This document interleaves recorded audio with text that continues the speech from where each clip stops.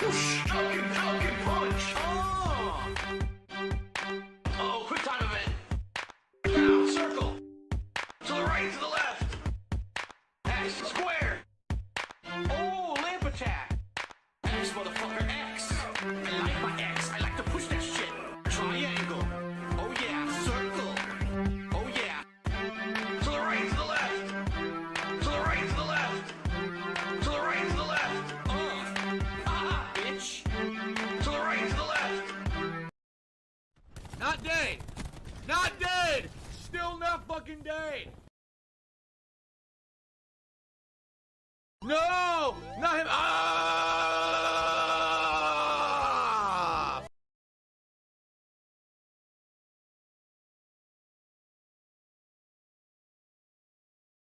The Ziggy Piggy's back!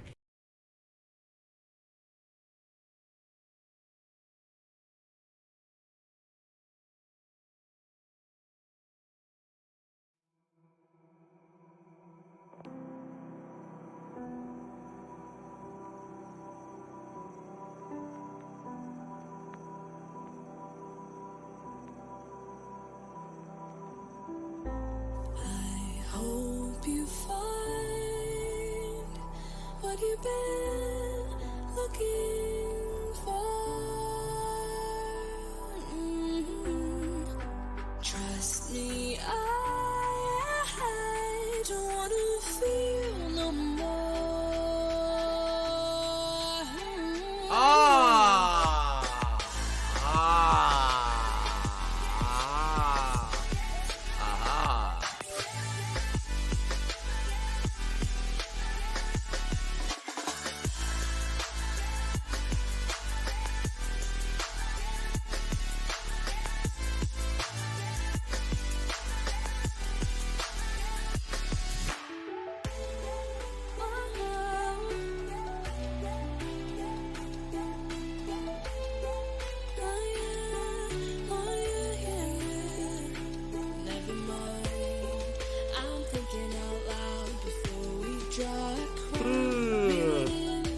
Take it easy, there's no need to scream and shout.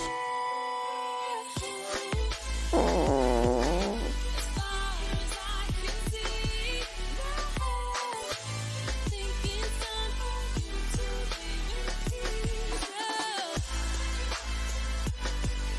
As far as I can see, my head. Do you want to play the fucking game?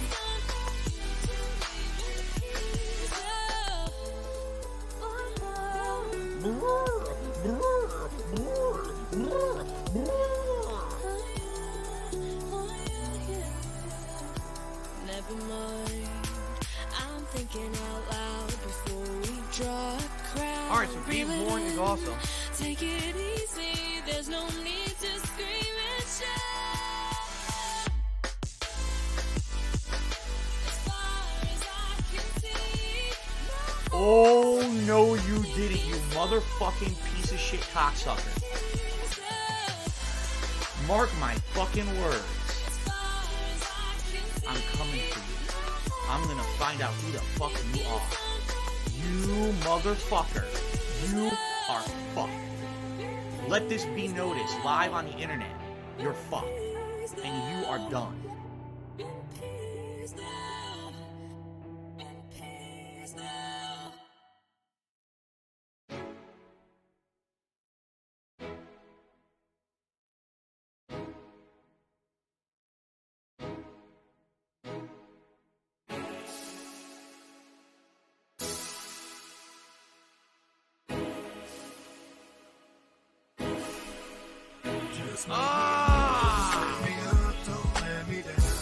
Just give me coffee.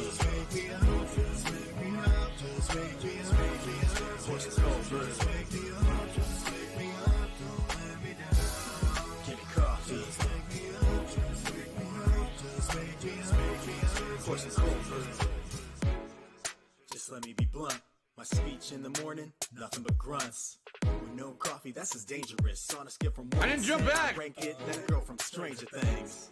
And if you get what I'm saying, my attitude be mad flagrant like I'm Draymond. But you ain't get the picture, BMP. So I'm gonna keep pushing on you, GNC. It's like, yeah, the first thing on my mind is when that hot coffee gonna seep into the coffee grind.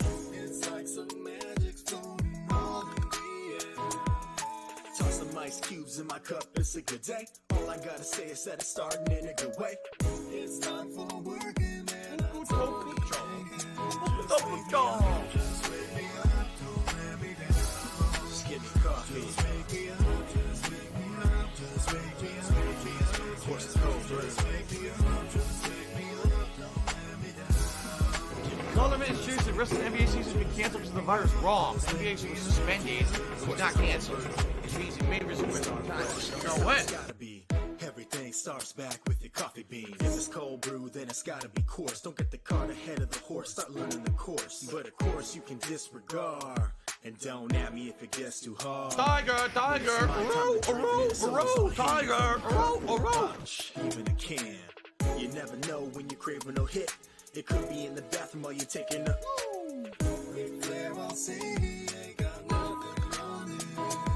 when that coffee hits my lips, it's a seance. Feeling real super with the cape on. Anything I'll take on. This cup of coffee, yeah, boy, this is the shit. Just wake me up, just wake me up, don't let me down.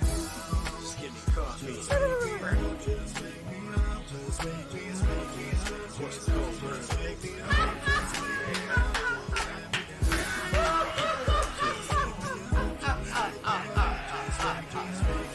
Horses go first. Thanks, Derek. I appreciate So I guess that. that's where I talk about how we might be addicted in a roundabout kind of way, or how you say, a dependency that's in my life, and I'm proud to say it's filling me with way more energy than I'll ever need, keeping me up for things I thought I'd never see. Time's gonna kill us all one day, whether old age, illness, or from listening to Coldplay. F that noise, wubba lub love. Drink all the coffee, chug a lug lug. The day doesn't start till you're on your second cup. If they talk before then, homies better duck. It's 100% okay to start swinging in every single convo, unless you see I'm bringing a cup of Joe. Tell him bring some more for your bro who made that coffee song. Or tell him go home. Just wake me up, just wake me up, don't let me down.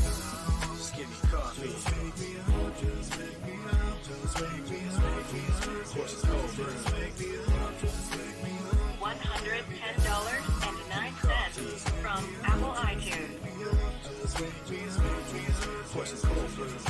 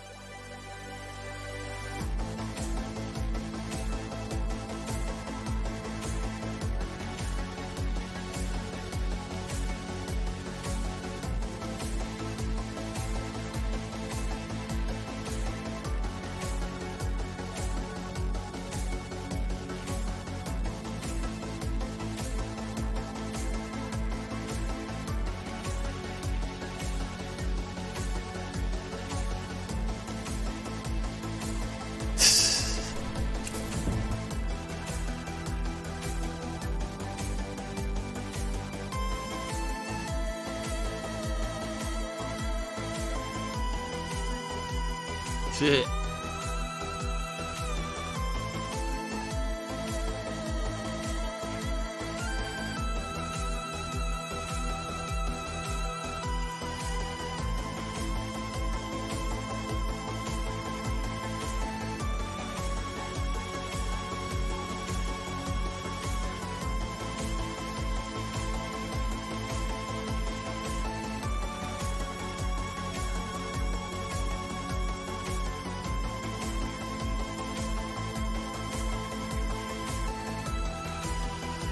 We're soulmates.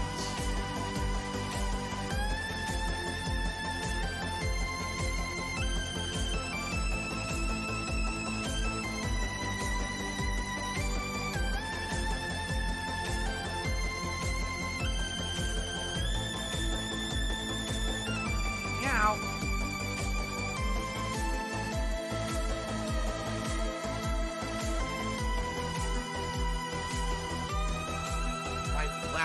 ack, ack, ack. When I laugh, I go, or, it does sound like ack, ack, ack, ack, ack. No, it sounds nothing like that at all.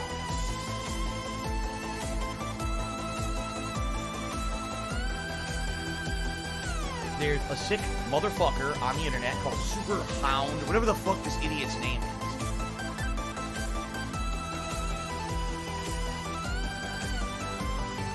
It's Kevin's fault. It's Super Hound's fault.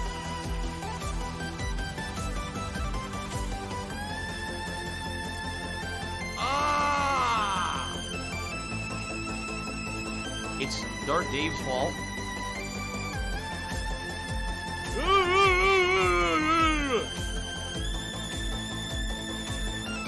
It's Jefferson's fault.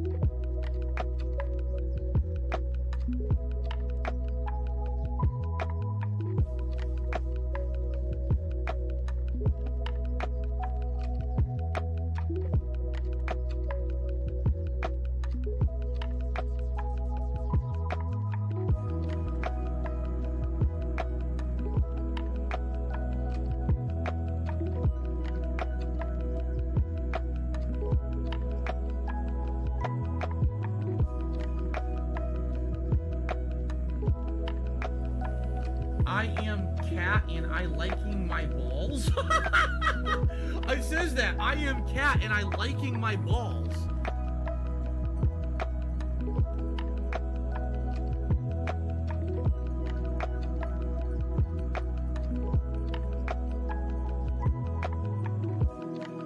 So if you're gonna be an asshole, you're gonna be treated like an asshole. You're gonna be shown the door.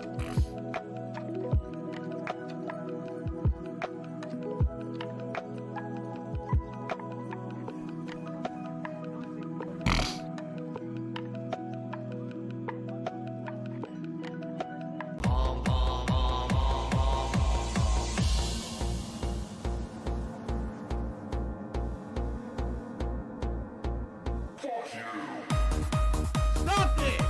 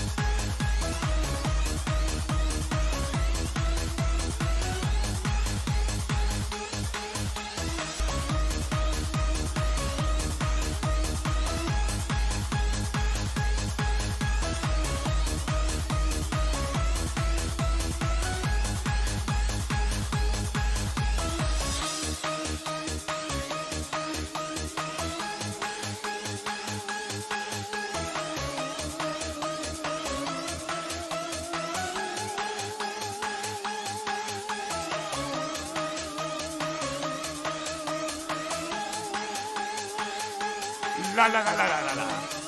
There you go. Here, listen to my beautiful singing voice. La la la la la la la.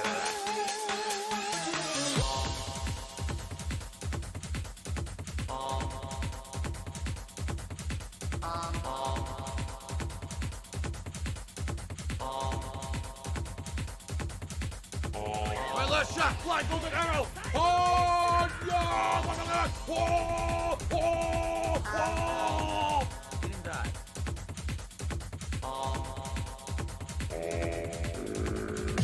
What do I do?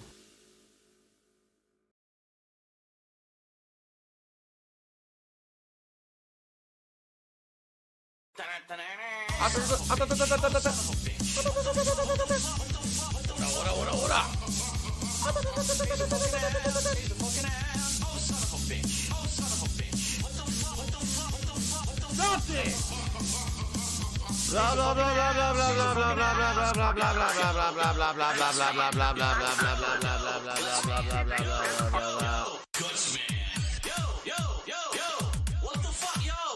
The platform didn't even appear. Did you see that? It didn't appear till it died. Did you see that? The platform never came. Did you see that? The platform never came. Did you see that? The platform never came. Did you see that? The platform never came. What the fuck? Where is this platform? Oh, son of a bitch. Oh, son of a bitch. What the fuck? What the fuck? What the fuck? What the fuck? He's a fucking ass. He's a fucking ass. Oh, son of a bitch. Oh, son of a bitch. What the fuck? What the fuck? What the fuck? What the fuck? He's a fucking ass. He's a fucking ass. I fucking shot him, man.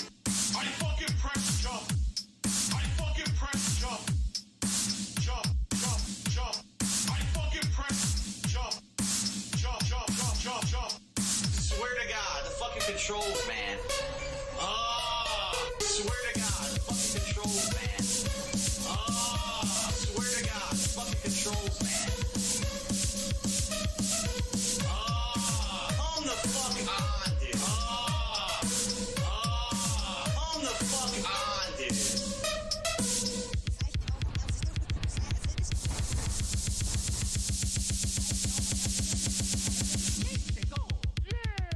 Oh, son of a bitch. Oh, son of a bitch. What the fuck? What the fuck? What the fuck? What the fuck? He's a fucking ass. He's a fucking ass. Oh, son of a bitch. Special delivery. He's a fucking ass. He's a fucking ass. Fuck. Fuck. Fuck. Fuck. Fuck. Fuck. Fuck. Fuck. Fuck. Fuck. Fuck. I pressed jump. Oh my god. Come on, man. Yo, it's mad hard to make the jump at the end because then you fucking have a giant gap. What a bunch of assholes.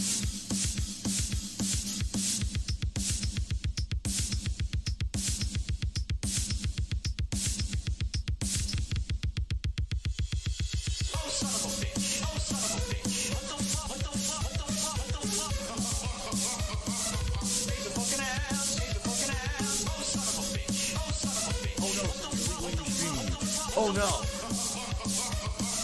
He's a fucking ass. He's a fucking ass. He's a fucking ass. He's a fucking ass.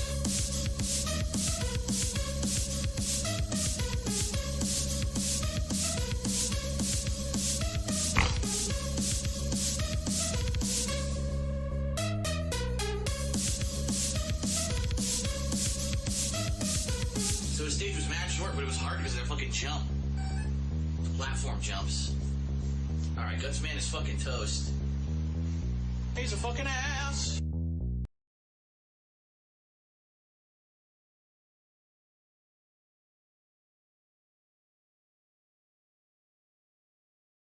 The Ziggy Piggy's back. Good morning, everyone. What's going on? Hello, hello. Welcome back, I guess I should say. As today is the beginning of a brand new streaming reek. A brand new streaming reek. Woo, stinks. Right here on DSP Gaming. How's everyone doing? I hope you all had a great day off yesterday. I should say a day off, but day away from my streams because I was off yesterday. Which of course we will talk about today. As you know, it's one of the major segments on my pre-stream podcast. When I get back from a day away, I give you a nice detailed recounting of what I was up to. Today we got interesting stuff going on. First of all, got some gaming news to touch upon. I love Hulk Hogan's dick. Stuff that happened when I wasn't here, of course. Continuation of a great playthrough in GTA 3 Definitive Edition. From what I'm to understand, there's really only 8 major story missions left in the game. So if I just focused on completing the game today, technically I might beat it. But there's side content that I've kind of ignored for a lot of the game that we may want to check out. And also, these final missions in GTA 3 are some of the hardest in the game. So we'll see what they did. Did they dumb them down? Did they make them easier, like a lot of the missions in this Definitive Edition? Or are they still just as difficult? I guess we'll find out, right? The infamous mission, we have to drive across, like, the entire map. in a very short period of time, and where I phased through the bridge and failed in my first playthrough is coming up. So that should be very exciting. We also got a special stream on the late stream where I'm doing Game Pass stuff for the first time since the summer. So that'll be interesting. Apple iTunes. It's also an interesting week because this week, all the lingering stuff from 2021 is done. From PayPal. I beat Lost Judgment. It's over. I did my year-end series back on Tuesday. So, by the way, I guess I should start off talking about the year-end series. So far, so good. Each of them has thousands of views, which is great, considering the fact that most videos on this channel don't get thousands of views. So at least that means there's increased interest in the year-end series. It's certainly nothing like it used to be years and years ago, where I would put out the year-end series and every video would get between like 10 and 20,000 views. I mean, those days are long gone here on DSP Gaming. It may come back at some point, but that's going to come with years of hard work, dedication, making everyone kind of in that mindset. I need that, that I'm money. watching I the really stream do. or I I'm need that watching money the video on to pay my DSP bills. Gaming, and I'm enjoying myself. I'm going to click the like button. I'm going to leave a comment on the video that I like, because once people start doing that actively again like we used to have, this channel will show up prominently on YouTube again. But it's going to take a lot of work. It is. But I still am enjoying all of your feedback in regards to the year-end series. Many comments on the videos. I've approved them so that people can read them at their own leisure. Yes, there is actually some discussion going back and forth on those videos, if you can believe it. That was kind of what I was hoping would happen, is that people would realize, oh, I can actually leave comments on Phil's Game of the Year awards or most disappointing games countdowns, and we can actually either agree or disagree and have a conversation with other viewers. Yes, that's actually actively happening right now on those year-end series videos, which I'm very pleased with. And to try to get a little bit more exposure, I actually made them the highlighted videos Play the on game channel. constantly to make money. So when I'm people are not. just coming to DSP Gaming for the first time, or maybe coming back for after a while, it'll be the prominent video featured on the channel that they'll give a look. So hopefully that'll give a little bit more attention, not only to the series, but to the channel as a whole and the stuff that we do here, right? They said, Phil, you know, we contribute good to stuff, you, but now it always seems like it's a we're black done with hole, 2021. because It always seems like no matter It's how much time you to move contribute, wholeheartedly you're always into the still new having year problems. You're with always all new still in debt, playthroughs, and all new nothing's content, getting all better. new fun stuff coming I up. agree with you. So I hope you guys are excited. I know I am. In fact, one of the things that we're going to do, not today, but shortly, probably definitely this coming week, I'm going to sit down behind the scenes and look at the upcoming gaming schedule to see what games actually are coming out in the next couple of months, and outline Are you a functional those dates. retard? I have to And on our ask. pre-stream podcast, we'll go through the entire gaming calendar that we can for this year, so that you guys have an idea at a glance, kind of, oh, okay, here's what's coming up, here's what Phil's interested in, and what we can expect on the streams here on DSP Gaming, okay? Good stuff. Okay, so where to begin? Where do we begin? I guess today we'll start, excuse me. Ooh, had a goblin in my throat. Excuse me. I guess today we'll start with a little segment that I like to call Phil's Day Off. What do I do? And in this segment, what we do is we recap the stuff that I did yesterday when I was not here on the live streams. Because as you know, as much as I would like to be here every single day, I need to have some time away to spend with my family, to do errands and the like.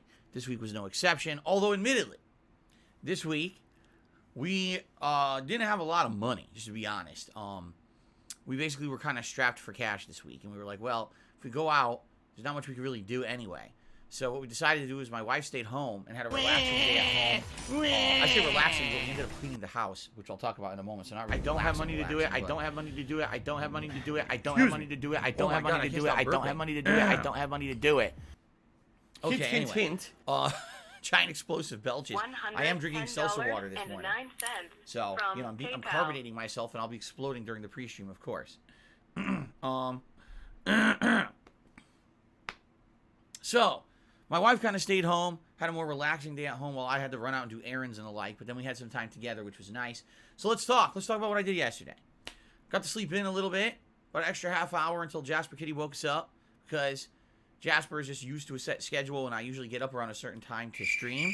And if I'm not up by said time, sometimes I'll give a few extra minutes, but then he will try to wake us up, and he did. He was pawing my face. He was doing all kinds of stuff.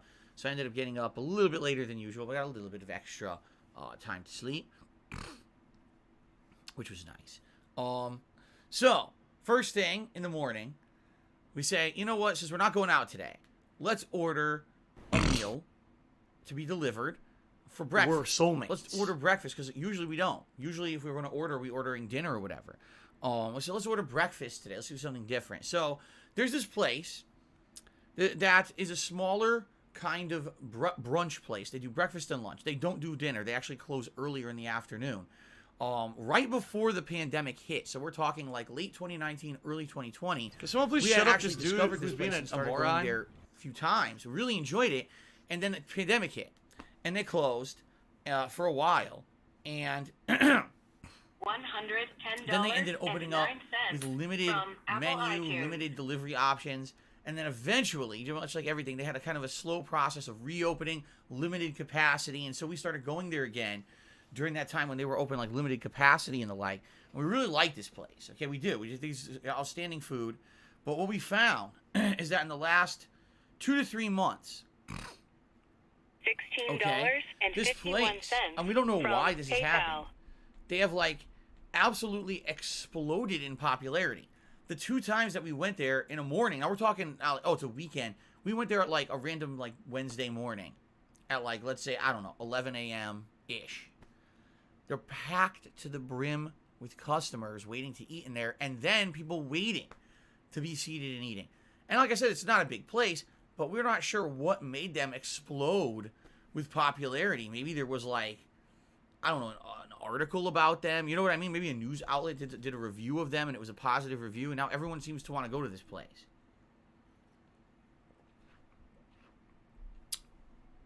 So that being said, we wanted to order from this place. We did, okay, for delivery. And it says, okay, your food will arrive in like 45 minutes. Okay, great. Gives time to, shower, get ready for the day or whatever. 45 minutes pass. Not here yet. Okay, let's open the app. Let's see. Your delivery person is at the store waiting and your food's not ready yet. $16.51 And it said that for about 25 from minutes. PayPal. And then it said the delivery person gave up and we're looking to find a new delivery person for your order because your food was so delayed that the person who went there to pick it up gave up and went on to do another job. Wow. Okay. So, we're waiting. Finally, a new delivery person is assigned, and the food does show up, no exaggeration, about 2 hours after we ordered it, an hour late from when we were expecting it to show up. Okay? So, do you think that by the time that this food shows up, that it's warm? No. Who knows what happened? Did they make it, forget about it, couldn't find it? Did they make it and accidentally give it to a customer and had to give it, had to make another batch? And who knows what actually happened? Okay? But anyway, the food finally shows up. So what did we order? I ordered a breakfast burrito that was fried eggs with peppers, onions, and chorizo sausage with a side of potatoes. They call them, there's some kind of, things like Irish style. So what it is, it's red potatoes. They chop them into little pieces and they fry it up with seasoning and peppers and onions and other things. It's very delicious. I like potatoes that way. My wife got what was called a special kind of French toast with apples. I forget exactly what the name of it is. It's some kind of a special name. But what it is French toast with Granny Smith apples kind of baked into the French toast plus apples on top. And then they give you this special whipped cream. I think it's called Devonshire cream. And what it is like a whipped sweet topping that you put on top of it to eat it, okay? So we get all this. Looks good. It's cold, but what are you going to do? When you get delivery, sometimes you get cold food. There's nothing you can do about it, right? So I start to eat mine. I love it. I'm like, wow, this is really good. So she starts to eat hers. Oh, by the way, I got her a side of fried eggs, too. So she eats the fried eggs first. Delicious fried eggs. Okay, on to the French toast, the main event. So, when you get delivery, they put all your stuff in side containers. So there was a side container that butter. And I guess we're assuming, if you want to butter your French toast, use that. And there's 2 side containers of the Devonshire cream. Oh, cool. All right, so I need said, that money. I really do. I need said, that this money. Is butter. You probably don't Pay my want that. And I bills. said, here's your 2, and here's your Devonshire cream. So she opens it up and puts it all over her French toast, spreads it all out. All right, takes one bite. She looks at me like this. I said, honey, wrong? Are you okay? Honey, I've never seen her like, she completely frozen, like someone hit a pause button or something in the video. And I was like, are you alright? I was scared for a second. I thought something, medical or something, right? What is happening? And she looks at me and she goes, oh no. I said, what? And she looks down. And she looks back at me. Just like this, not saying a word. And I'm trying to figure out in my head, what is happening? Like, you know, I'm at a loss. I'm like, what could possibly be going wrong? The food looks great, smells great. You know, is she having you know what I mean? Like maybe a stomach ache popped up or something, or, you know, I don't know what's about to happen. And then she looks at me and all of a sudden her face like contorts in horror. And at that point I knew, I was like, okay, there's something wrong with the food. And I looked at her food and I looked back at her. I said, oh no, you gotta be kidding me. Okay. Now I wonder how many of you have guessed what happened. I'm just curious how many of you have guessed what happened at this point. Because this was like solving a fucking mystery, a whodunit. Okay? So, here's what happened. You ready for this? So, when we ordered the food, as you know, I ordered my own. She ordered what she wanted. And like I said, they put all the things in containers, separate containers and everything. Okay? So... Thanks for the money, stupid fuck. Cream and put it all over. She finally realized she married French Phil. toast, the apples, everything. Covered it with the Devonshire cream. I went to eat it. Guess what? It wasn't Devonshire cream. Think about what I ordered.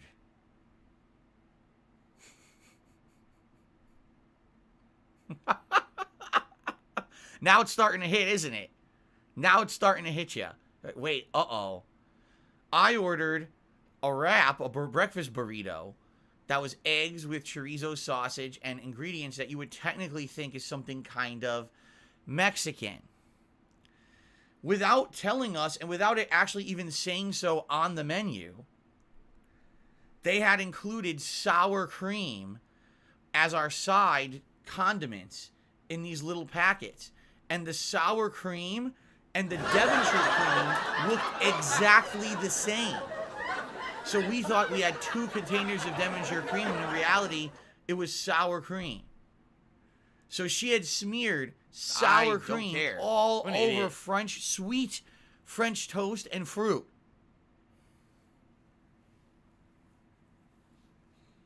And you know, when you wait an extra hour to get your food, and it comes super late, right? You basically want to cry. Seriously, like, what are you going to do? You're an adult. You're not going to sit there and throw shit and scream. It makes you want to fucking cry. You're upset. So I tried to, I was like, honey, I'm going to fix this. And I grabbed a bunch of paper towels and I start blotting, right? And the more I blot, the more the sour cream is now spreading out even further and just the biggest, most disgusting mess you've ever seen.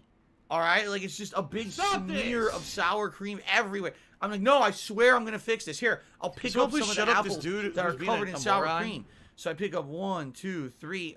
All the apples are covered in sour cream. There's no apples that don't have sour cream. Blah, blah, blah, blah, blah, blah, blah, okay, I'm trying to wipe. No matter how, I'm not even going to use like 5 paper towels, but it's still sour cream.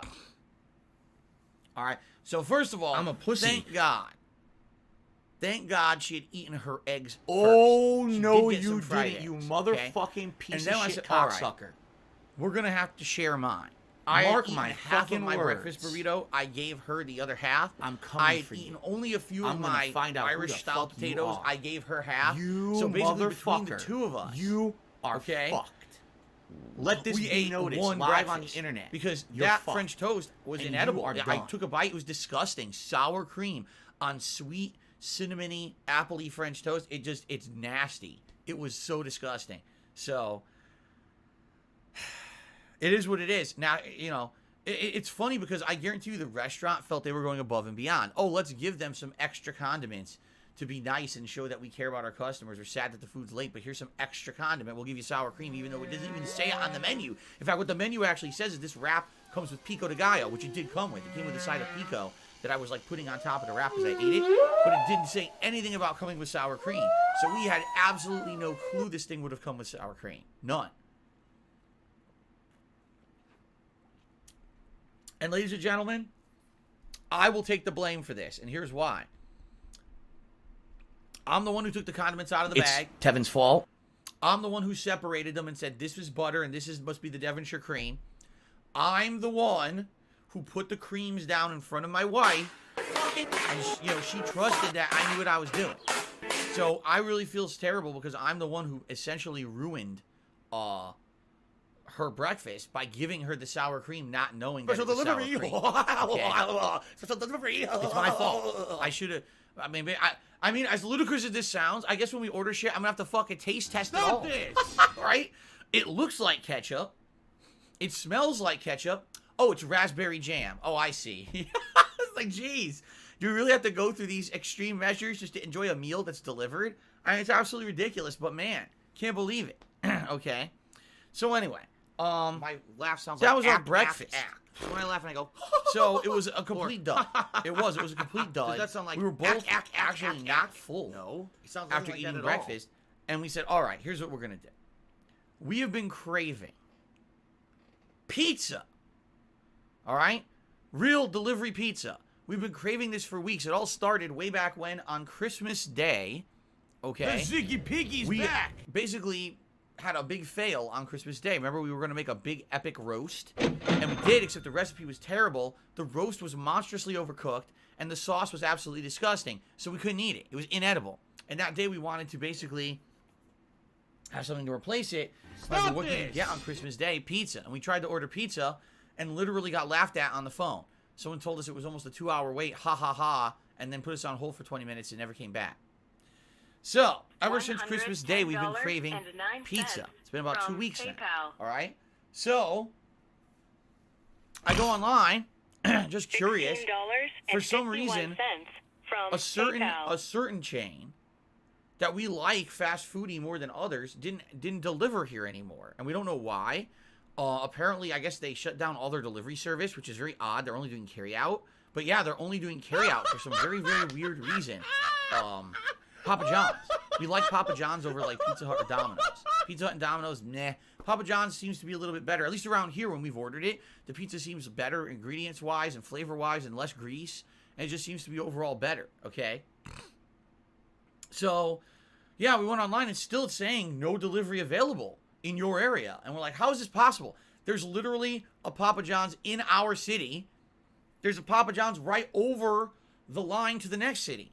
But none of them are delivering. I don't know if it has to do with coronavirus protocols. I don't know if it has to do with... It's none of anyone's business. They just don't have enough employees anymore to do it. I have no clue. But, so what I ended up doing was, I looked up alternative ways, and you could actually order like fast food pizza and then have it delivered by one of these other delivery services. Now, the catch-22 here is it's more expensive, because they always mark up the menu prices, but I guess in particular, Papa John's was, I guess, looking to remedy that, because maybe they realized we can't deliver in your area anymore for some reason. So what they did is they have a giant coupon that was like up to like $12 or $13 off any order if you order through delivery services. And we were like, oh, okay, then I guess we'll do that.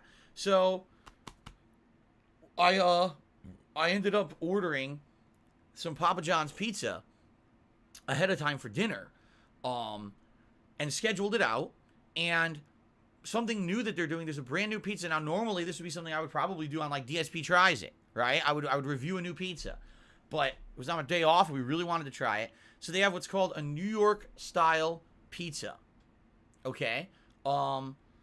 What it is a very large pizza for a fast food delivery service. It's like a 16-inch pizza, so way bigger than a normal size pizza that you would get from one of these places. The crust on the edge is way thinner than the standard crust you would get at Papa John's. The pizza itself is large slices that you would like. This guy won't shut the fuck up. Pizza in New York City, how they have Shut giant up. slices, it's kind of that. Jesus and fuck. Apparently, Seriously, they're won't supposed shut their to mouths. fill the pizza with ingredients. Go. So we Fat, actually fat, ordered fuck. pepperoni, a New York style pepperoni pizza from Papa John's. We wanted to try it out and see what it would be. All right. So we ordered that, and then basically I ended up going out and doing the errands for the day. So that included getting some pet supplies at the local pet store and grocery shopping. And let me tell you guys something. I don't know. What do you do? I told you guys I'll tell you week what you ago, did. over a week ago, You the stay story healthy. about how here in Washington State we had snow, and it was unseasonably cold. Usually it doesn't get this cold, but it was freezing temperatures, actually way below freezing for about a week. And at one day, the day after Christmas, we had about 4 to 6 inches of snow, which basically put the entire state at a standstill. Everything closed. And then the snow melted, and then we had 2 more inches of snow overnight one night. And again, that was a week ago, and we were out on our day off last week. It's 5 p.m. and everything was closing. We're like, why is everything closing? Oh, because we're getting snow tonight. What time? You check our phones. It's not snowing until 11 p.m. Why are you closing at 5 p.m.? Oh, because we're preparing for the snow. It's 2 inches. So, I mean, out here, it's a whole different world than a lot of other places in the world. Here, they just don't understand inclement weather. They really don't. They just don't even understand what inclement weather is or how to handle it. While everywhere else I've ever been in my life, there's always inclement weather, and everyone's just adjusted to it and ready for it, right? So, I go grocery shopping yesterday afternoon, and I wish I were exaggerating. I wish. The store's full of people, okay, on a Wednesday afternoon. I don't know why. And the shelves are at least 50% empty, okay? Now you would say, oh, it must be a supply chain issue. No, you can hear people are asking the workers, where is everything? And the workers just keep saying, oh, because of the snow last week, the trucks didn't come on time, and ever since then, the trucks never caught up. Like, everything is backlogged by like a week and a half, and we're still waiting for stuff to come that was supposed to come last week. And I'm thinking to myself, there was 4 to 6 inches one day. It melted within 2 days, and there was another 2 inches. How the fuck did this delay every delivery truck a week and a half? I just don't understand it. Again, I'm sorry.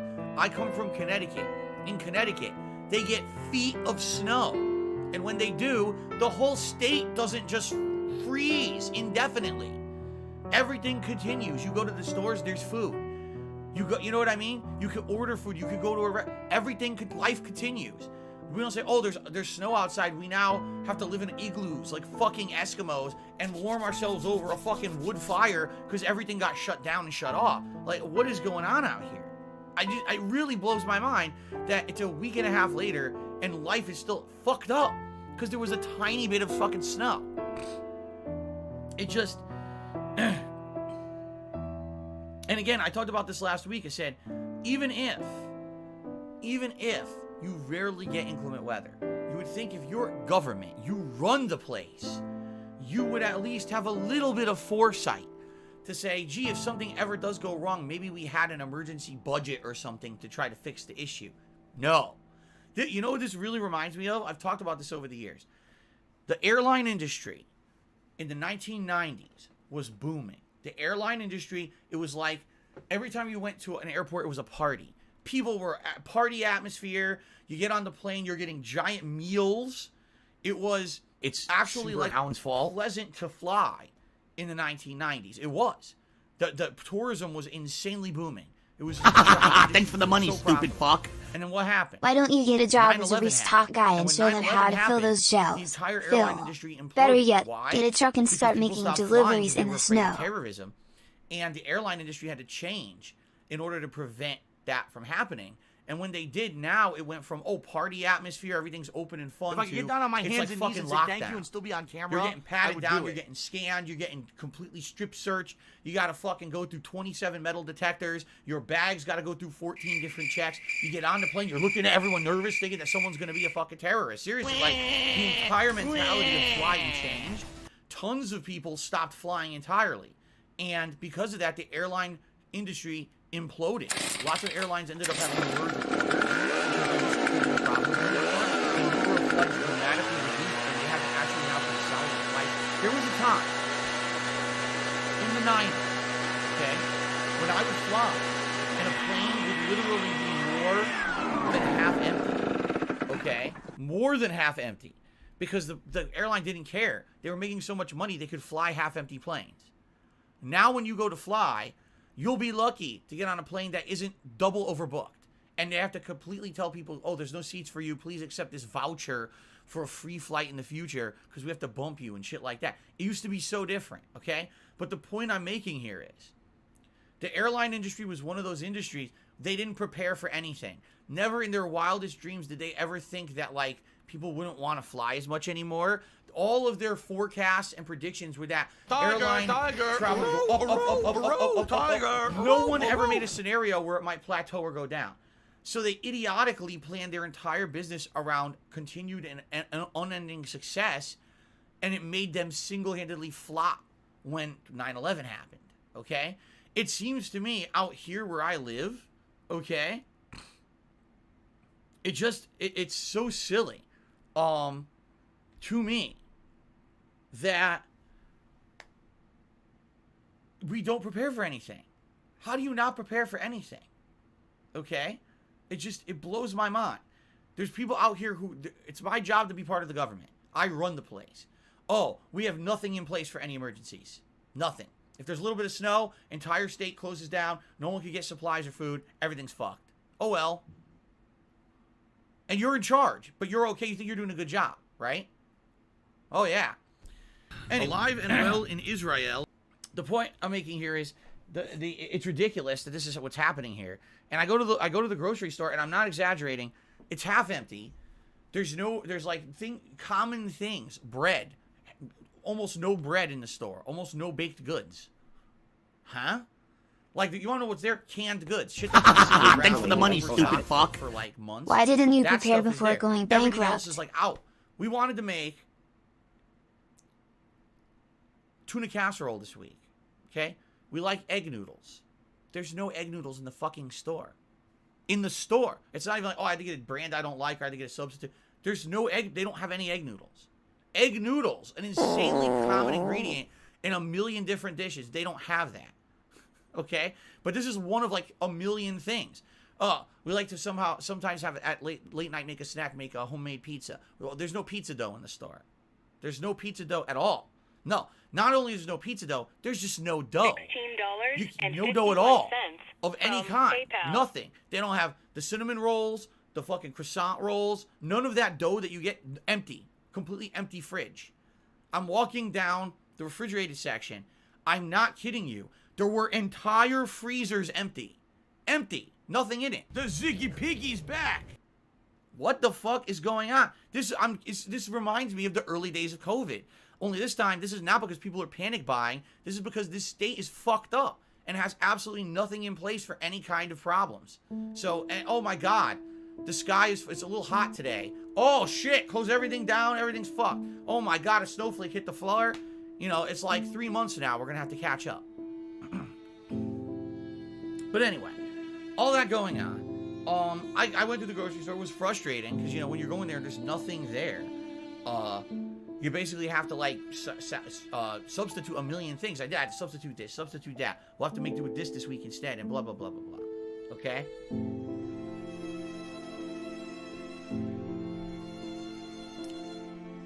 So I get home, and, you know, unpacking the groceries and everything.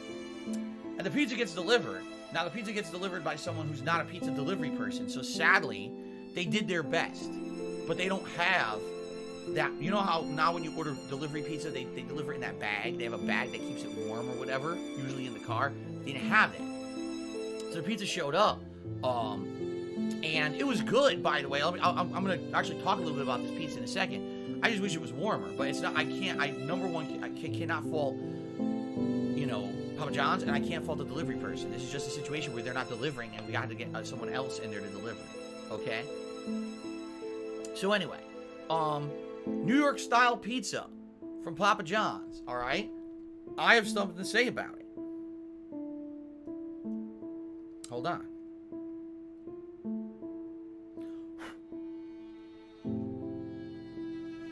That's what it looks like. It's large slices, and some of them were skinny, and some of them were actually like extra wide, like I said, like a New York style. The crust, it's definitely the same exact pizza dough as the regular Papa John's pizza, which is a little disappointing. They say it was a New York style. I thought, oh, it'd be a little maybe a special pizza dough. It tastes a little different, has a different consistency. No, it's pretty much the same Papa John's pizza dough. Okay, but the pizza what do? is extra large. Like I said, 16-inch, the biggest pizza you can order from a place like this. The crust was thin, not crunchy. It was actually a soft crust and a thin crust. And yes, the topping, we got pepperoni.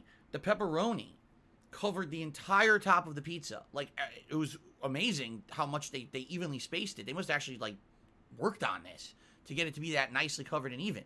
When you take the piece off, you can fold it just like New York style pizza, or you can hold it with 2 hands because it's wider pieces. You need to kind of hold it like that.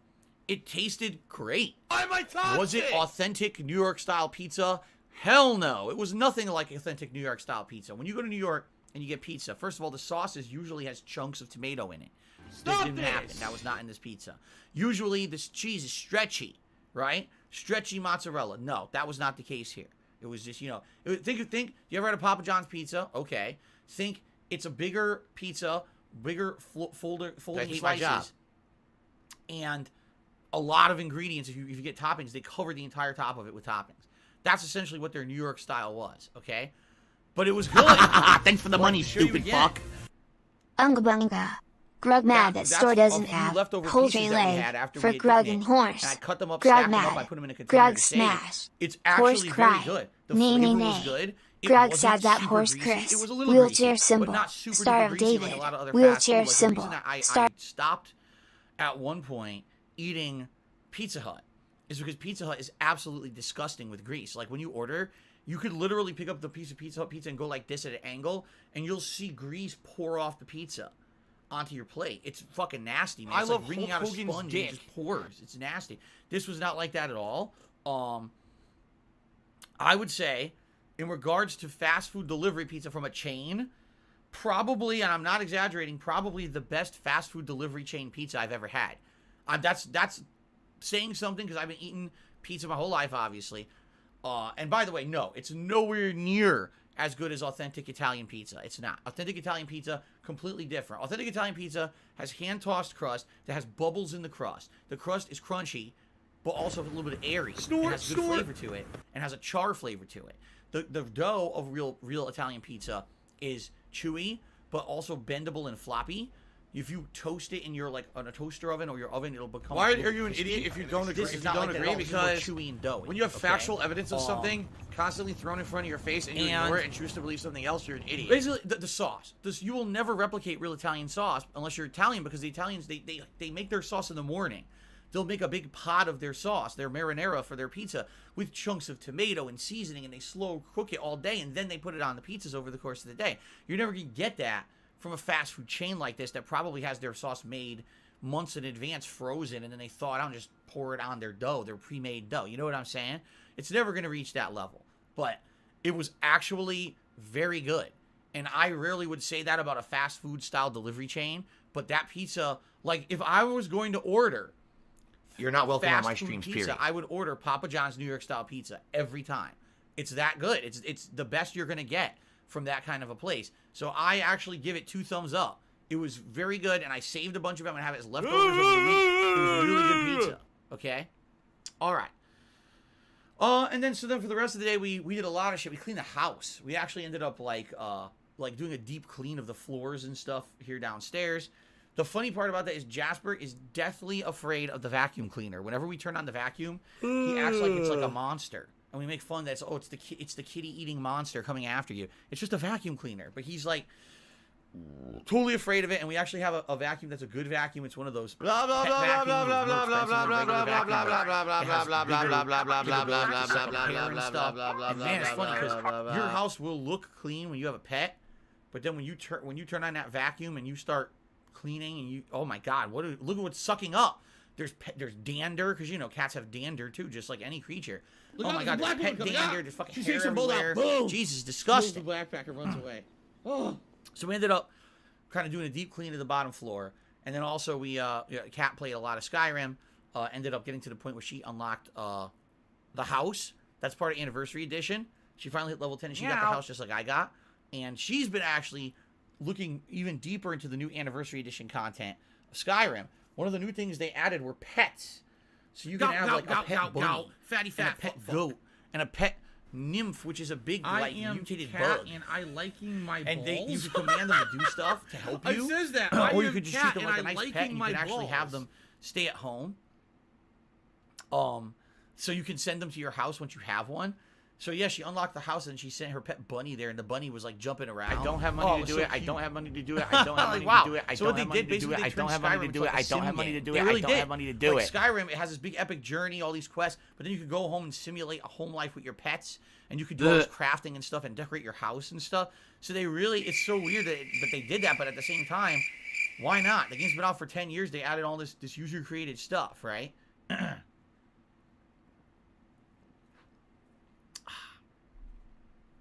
Very nice. Very nice. Okay. So essentially that was our day off. Kind of eventful, kind of not. You know, did we do anything amazing, groundbreaking, riveting? No. But there was some stuff that happened, you know. I handed my wife sour cream when she smothered all over French toast because I'm a fucking idiot. But then I kind of redeemed myself, I feel, when we got the pizza, and it was really good. So there you go. What an exciting, eventful day. In the world of game news, there's a couple of news stories that came out yesterday that I'd like to talk about. Now I guess we'll get to the schedule for the week. So in the realm of game news, a few things were announced. First of all, Ubisoft made the announcement that their subscription program, and who fucking knows what it's called at this point. I really don't know what it's called. You know, Ubisoft Plus, Ubisoft Fanzine Club. I don't fucking know. But you pay a certain amount of money, and you get certain games for free from Ubisoft every month and discounted prices on other games. Well, they announced this will now be included in Microsoft Game Pass moving forward. And one of the big acquisitions is that on the 20th of January, yes, this month, in 14 days, 2 weeks from today, all right, it will be Tom Clancy's Rainbow Six Extraction. That game that was supposed to come out last year and got delayed. This is the Rainbow Six game where you're fighting zombies and mutations. Okay? This game will be day one free under Game Pass.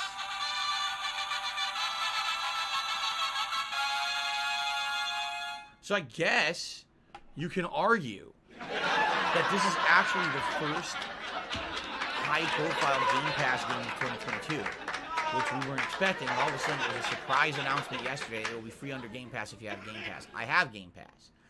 So that means, yes, on the 20th, I will be checking out the game, and I have absolutely no risk or obligation to spend anything on it or play it at length. We could just mess around with it for a session or two, and if we like the game, great, keep playing it. And if the game is just stinky dog shit, we don't ever have to play it ever again, that's cool. So okay. I'm actually happy about that. Fair enough. Then again, all right, people who've been following the game were like, it doesn't really look very good at all. So maybe the reason they did this was because they were afraid that if they just had it for outright sale, it would basically be a big flop. And they definitely want the game to be in the hands of players. And so by doing Game Pass, maybe what they'll do is the usual Ubisoft formula. They'll probably nickel and dime everyone. They'll probably have 4,000 downloadable, purchasable things from the store that install into the game, and so they'll try to charge you after the fact with 400 microtransactions to try to make their money up. That's what I'm guessing. Okay? I guess we'll see. But I would definitely like to at least check it out and see if it's any good later on this month. So that's the 20th of January. Okay? Another interesting enough news story that came out. One of the former game devs who worked on Days Gone. I guess he was one of the guys who was like, well, not necessarily in charge, but I guess I don't know if he was in charge or not, because I didn't recognize his name. But he's no longer with Days Gone. You know, he's no longer with that company. He's no longer even with Sony at all. He's off doing something completely different. But he made an interesting social media post. Here's what he said. So first of all, over the course of the last day, it was announced that Ghost of Tsushima, okay, one of the absolute best games of 2020, in my opinion, like, you know, should have been chosen for Game of the Year by a lot more outlets instead of Last of Us 2, but that's neither here nor there, has sold over 8 million copies and is seen as a monstrous sales success for Sony. That was the news story. So this guy, who used to work for the company that made Days Gone, quoted that news story on Twitter and posted up his take. He's like, when I used to work for Sony, and was working on Days Gone, we're talking maybe a year after the game launched, it sold 8 million copies. It was 100% a good selling game. But despite the fact that it sold 8 million copies, we were always treated as if we were a failure. Like, everyone internally at Sony and our studio, were they called Bend Studio or something like that? I'm not sure. That's what they were called. So he's like, yeah, basically, they all treated it like the game was just a massive failure, that it was, a huge flop, and we did a horrible job, and we should all kind of be, like, ashamed of ourselves that we did a bad job. And that's just kind of how it always was for us after the release of Days Gone, which doesn't make sense. What are they judging the criteria off of? If it took Ghost of Tsushima a year and a half to sell 8 million copies, and by the way, that's after last year's special edition that included the DLC and everything, so they're counting all that in the sales numbers of Ghost of Tsushima to reach 8 million. But Days Gone had already reached 8 million without having any of that. But people kind of crapped all over it constantly and said it was a failure. Like, what is the criteria? And I guess previously this guy had said things such as, for Sony at least, and he doesn't know how other game companies Failure do it. levels For rising. Sony, they do not judge success of a game off of sales numbers. Sony judges success of a game off of Metacritic scores. Let's think about that for a second, okay? Let's actually deep dive into that. So you're not going to care how many games you sell. What you care about is public opinion on your game, okay? So for example, to throw this out there, think about some of the most best-selling games of all time, like Fortnite, which is free, right? You don't have to pay for Fortnite. You pay for everything else after the fact. But you could argue that Fortnite is one of the best-selling games of all time because everyone's downloaded it and played it. But what's the Metacritic score, right? So, per this criteria, I don't have money to do it. I don't have money to do it. I don't have money to do it. I don't have money to do it. I don't have money to do it. I don't have money to do it. I don't have money to do it. They wouldn't care that they made like billions of dollars on microtransactions after the fact. Are you a functional retard? I have to ask. I guess. Here's the thing. Over the years, I've talked many, many times about games as a work of art. That games in the modern day now should be considered works of art. And therefore, a video game should not simply be made to make profit. I mean, yes, that's a part of it. If you're operating a company that develops and publishes and distributes video games, you're trying to make money. Shut up, no one operates a being business a moron without trying to make money. If they do, it's a non-for-profit. That's definitely not the same style of business as a for-profit business, you see. So yeah, at the end of the day, your game has to make money, okay? But what I've been arguing is it's not just about that. You should be striving to do something original and different. You should be striving to have a game that's meaningful to people and resonates with someone and has some kind of greater purpose than just, oh, I made a buck today. Whether it's putting a laugh, on their, putting a smile on their face, making them laugh, enjoy. Too bad. Or maybe a grueling challenge that they overcome. Now they feel a sense of accomplishment. A riveting story with characters you grow to care about. And you cry when you play. Like Guardians of the Galaxy for me last year would have been that game because I cried like a baby twice, like a little sissy. But you know what I'm saying? Like games have a greater purpose than just to make a money for a corporation, and line the pockets of the shareholders with profits. If I could get down on my hands and knees and say thank you and still there be on definitely camera, should be a kind of a mix, I feel, when you judge the criteria for is a game a success. They said, or Phil, not, we contribute. If you actually to you, microanalyze but it always Days seems Gone, like it's a let's go black back a few hole. years, we'll talk because about it always seems like no matter how when much Days we Gone contribute, came out, you're always still having problems. You're always still in debt and nothing's getting better. I agree with you. The whole first week that I played it, all right, I told you guys I didn't really like it. I said, man, this game is slow paced. It's boring. It's just very, very bad. Like it opens up with a little bit of backstory, but then immediately you're in the open world. It's been and pretty you have to slow. try to destroy the zombie layers, or I guess they call them nests in that game. And it's not like destroy one. It's like destroy 3 here, then go here, destroy more, then go here, destroy more. It's boring. It's really boring opening for a game like this. And then after about, I'm not exaggerating, after about 10 to 12 hours of very, very boring gameplay and almost no plot at all, then all of a sudden the entire game changes. You arrive at a camp of other survivors. Everyone in this camp has their own agenda, their own little side story, and their own personality. You start doing missions for the people in the camp that are actually very different than just destroy nests, okay? You start unlocking new abilities. You start upgrading your bike. You start doing all this stuff that makes the game feel very fun and interesting and different. And the game, at that point, never ever lets up with how good it is. It actually gets better and better. All of a sudden, you start going to different locations, like a university that was overrun with the creatures, and now you're fighting zombie hordes, and you're trying to find new, crafting new abilities, like throwing giant Molotovs that'll blow up and kill a bunch of them at once, or using these special abilities and things that you unlock, to make the game much better. And by the end of the day, when I finally beat Days Gone, I actually really liked the game. And I tried to relay that to my audience, that, guys, even though this game has an incredibly badly paced start, I don't know, the game director, whoever the head game director was of Days Gone, really needs to study other games and, quite frankly, You want to play the cinema. fucking game? Because if there was a movie that the first 45 minutes was boring as fuck, and then all of a sudden, the last, 45 minutes is insane, high-octane action, great plot developments, awesome scenes, who would get to that point? Most people would say, fuck this, and stop watching within the first 20 minutes if it's so boring, you see? So, basically, the game director needed to pace the game better and understand. I'll give you some perspective. The Last of Us, part 1. The game starts you off in a flashback where you see how the zombie outbreak happened.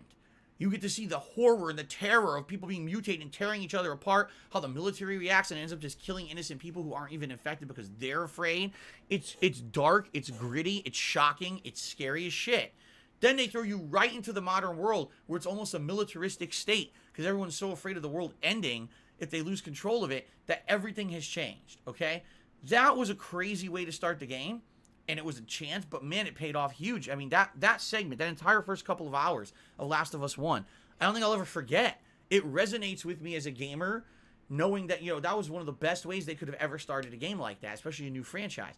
Days Gone, you are, for 12 hours, doing boring shit at the beginning of the game. That's the time when you're supposed to be hooking the player and letting them understand there'll be fun game mechanics and things in this game. Here they are. No, wait 12 hours, then get them. That was just the dumbest, most boneheaded choice they could have ever made. The game director is the one person who should take the fall for that, because they should have been pacing the game, balancing the stuff better than that. Okay, even if it meant start the game in the middle, like it's called in medias res. You start a story in the middle, then you flash back to earlier, and then you go back to the middle again, and then you go to the end. So maybe what they should have done is start the game in the middle where you're in one of these camps already. You're doing varied missions for people, and then you go back and say, okay, now every once in a while you got to go back to the early game and do the nests or whatever. But it really was so fucking slow. And that's what happened. That's literally, here's what happened. Reviewers did not finish the game. Reviewers played it for 10 hours, and you guys know what happens with game reviewers in the modern era, and I hate to say it. This is very common in the games industry. Look at them. You're given a game code.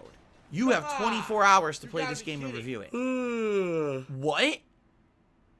So, get it done. Huh? Yeah, just get it done. So, obviously, you can't play the game for real, especially a game like Days Gone that's so lengthy. You have to get through 12 hours to get to the good stuff, and then there's another 30 hours. How do you know what I mean? And this is what happened, is a lot of these game reviewers just didn't get a chance to actually give the game a fair shake. They played the first 10 hours, and it's boring, it sucks, and then panned the game. And take a look at Metacritic, right? This is what happened with Metacritic, is the game bombed with reviews. And even though the game actually was a quite good game if you actually played it at length, most people never got that far.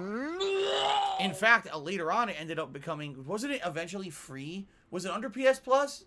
I'm trying to remember, but I remember at some point it was either majorly discounted or ended up being free, and then a lot more people actually tried playing it, and the same thing happened. They played for the first 5-10 hours, got bored, and never actually got to the good parts, and then they said it sucked too. So, should Metacritic scores factor in to how a game is viewed by a game developer or a game publisher? Yes. They should. You shouldn't just say, well, my game is a monstrous seller. who cares what the critics say or who cares what the gamers Blah, blah, say? blah, blah, as long as blah, it's blah, sold. blah, You blah, shouldn't blah, ever blah, have that blah, blah, mentality. blah, blah, blah, Ultimately, blah, when you're blah, making a blah, video blah, game, blah, blah, you're blah, making blah, something that's blah, supposed to be blah, blah, entertaining. blah, blah, It's blah. great if it makes money, but ultimately it's supposed to be something that has value for the person who's purchasing it. Not I purchased it and I hated it, but at least I purchased it because everyone else bought it too, so I'm stupid and I did what everyone else did. That's not the point you're trying to do or you're trying to make when you make a video game. You're trying to make a piece of art as well as a piece of profit, you see? So they should care. Absolutely. They should care about how a game is reviewed. In fact, in a case like this, they had actually originally planned to make Days Gone a franchise. They actually wanted to have Days Gone be a Sony-owned franchise that would have several games over the years. And after the game basically was panned by critics when it first came out, they completely shit-canned that. The whole studio was told, there's no sequel, you're all going to work on other projects now, and that's what led a lot of people to end up leaving the studio, like this guy who made this social media post, saying, even though we sold 8 million copies, the same as Ghost of Tsushima, our game, for some reason, is collectively viewed as a huge flop by Sony, but Ghost of Tsushima, for some odd reason, is like a ginormous success for them, but we sold the same amount of copies, so how does that make any sense? Okay? So I feel like it should be a combination of factors. Yes, sales should factor in to if a game is looked at as a success, but man, that can't be the end-all be-all. There should also be some kind of opinion, public opinion, on if your game is good or not. Because another thing you got to realize is a lot of these games have a ton of money and time and investment. And if you just made it and it ends up being a one-off game and now you get nothing else out of it, no longevity, right? Days Gone, there's no more Days Gone games. So anything that they invested into promotion, anything they invested in that game franchise is dead. It was, they made the one game, now it's done. It's a waste. You see? I feel like what they wanted to do, they wanted to have a giant franchise of longevity out of it, and it didn't happen. And because of that, they're very disappointed. Wow, we had all this faith in this studio and faith in this game franchise, and so do I feel like it should be should Metacritic be the defining factor of a game? No. Metacritic is very flawed. People could review bomb a game. It's happened many times over the years where for some reason people got to bug up their ass about a particular game, and it really has nothing to do with the quality of the game at all. Maybe something bad's happened at the game development studio, right? Maybe, even though the game is good, there's an underhanded business practice going on with transactions in said game. There's many reasons why a game could get review bombed. On the flip side of this, okay, I feel that sadly some games just get way too positively reviewed by the mainstream journalists out there. I just did my year-end series. I told you guys, I really feel Deathloop got way too much credit from mainstream reviewers. And the weird part about that was it only seemed to be mainstream media and these big media companies like IGN and stuff who kissed the game's butt. Actual individual people on the internet like me who played the game told it like it is and said, this game ain't great. It's all right.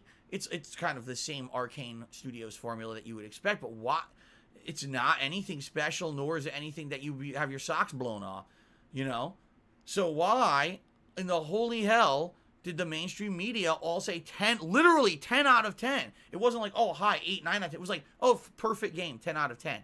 And at that point when it came out, so many more people ran out and bought it because of those mainstream media reviews saying it was perfect. And then we're like, why did I believe them? It just ain't that very good, If we solely based games off of Metacritic scores, then Deathloop is the best game of 2021. When in reality, it's not even in the top 10 games of 2021 from someone who objectively ranks games and compares everything that came out in one year and plays a big variety. Go. Fatty fat. Yeah. It's just an interesting story because it's kind of the opposite of what you would expect. You would expect that a game publisher and or game studio would judge solely off of money, sales. And this is a case where Days Gone, that was not the case. The game actually did sell well. Another thing that maybe we don't hear that could be a major factor would be actual development cost. How much money actually went into the development of Days Gone that we're not aware of? Maybe the game sold 8 million copies but didn't even break even because it was such a huge development cost, right? We don't know. We're not privy to that information. So maybe that's what it is. Maybe they're like, well, the game itself sold well, but man, we lost money on it, You know what I could compare this to? I'm going to compare this to something that very much for me is relatable. Project 7 back in the day, okay? For those who don't know, way back when in 2012, I made a series, a web series that was not gameplay like the stuff that I do. It wasn't a podcast. It was an actual scripted comedy series called Project 7. It was starring me and my then friends, kind of going through fantasy gaming world. I was trying to get my gaming powers back that I had lost. We were fighting video game characters and stuff like that, okay? That series did pretty well. Every episode was getting over 100,000 views on YouTube, which is good for a little rinky-dink series like that. It wasn't like we had any budget or any promotion, all right? I literally financed the whole thing myself. All the props, okay? The outfits and things that you saw in there, except for one. I actually think that OJ bought his own Mario outfit. But outside of that, everything else that you saw in there was essentially something that I specifically bought and financed for the show, okay? I sunk money into making t-shirts and stuff that we were going to try to sell at conventions. So overall, you look at Project 7, you say, okay, so you ran 4 episodes. Each episode had like 100,000 views or more. Then you had promos. So delivery. All of those had like tons of views on them. So overall, the series was a success. Right? Thanks for the money, stupid fuck. Wrong. That's a big fat I fucking lie. lost a ton of money on Project 7. Because number one, when I was making it, I wasn't doing gameplay videos. And gameplay videos were my bread and butter back in the day. They were making me tons of money. So you might say, oh, you had one video with 100,000 views. Right. But when I was making that video, I wasn't putting out the other gameplay videos that make me way more money than the one video that I put out to get 100,000 views. In addition to that, I spent way more money on the props and stuff alone for Project 7 than the series ever brought in with ad revenue. Keep in mind, back then, there was no crowdfunding. There was no tips, no cheers, no donations, nothing of anything like that. It was just sole ad revenue on videos based on views. So I literally, all the money, I'm not kidding you, at the end of the day, when Project 7, those 4 episodes were done, it was thousands of dollars that I had invested. I had actually bought more props for the series moving forward. I bought a big replica Mass Effect rifle that we were going to use for the sci-fi RPG episode. And other things, you know. So it ended up being, I spent thousands of bucks to make it happen, and I made like less than half of that on ad revenue for it. And then lost money for the time that I would have been making other gameplay videos that actually would have been way more profitable anyway. So you look at that, well, that was great. I'm glad that Phil did that series. It was something different. Why doesn't he ever go back to it? It actually was a loss. It was a big loss series for me. And even though it was fun to do, it just kind of showed me that that's a completely different style of content creation that I'm not really equipped to do. If I was ever going to do that, what I would have to do is I would have to team up with a group of people who are like-minded with me, write contracts about what's the actual work expected, who's going to make what kind of money for it, then try to divvy out how we're going to make money and profitability on this series. Because that was one of the major problems with that series. We didn't even think about that. It was just put it out there and see what happens. Instead of, oh, let's do this, let's have a plan. We'll release this many episodes in this time frame. We'll do a DVD series we can sell. We'll go to conventions and promote it. I need that money. I really do. I need that money. Just wing it. Pay my bills. And it didn't work. So that's what I mean. Like you gotta kind of be savvy when it comes to that kind of stuff. When they made Days Gone, it very much could have been like, oh, this is great. We're planning on having a giant franchise that's going to span tons of games, and so it's okay to invest a ridiculous amount of money into the development of this game because it's going to end up panning out to be a big success for us. It sells 8 million copies and never even breaks even, and now they're like, wow, it was a complete waste of everybody's time, right?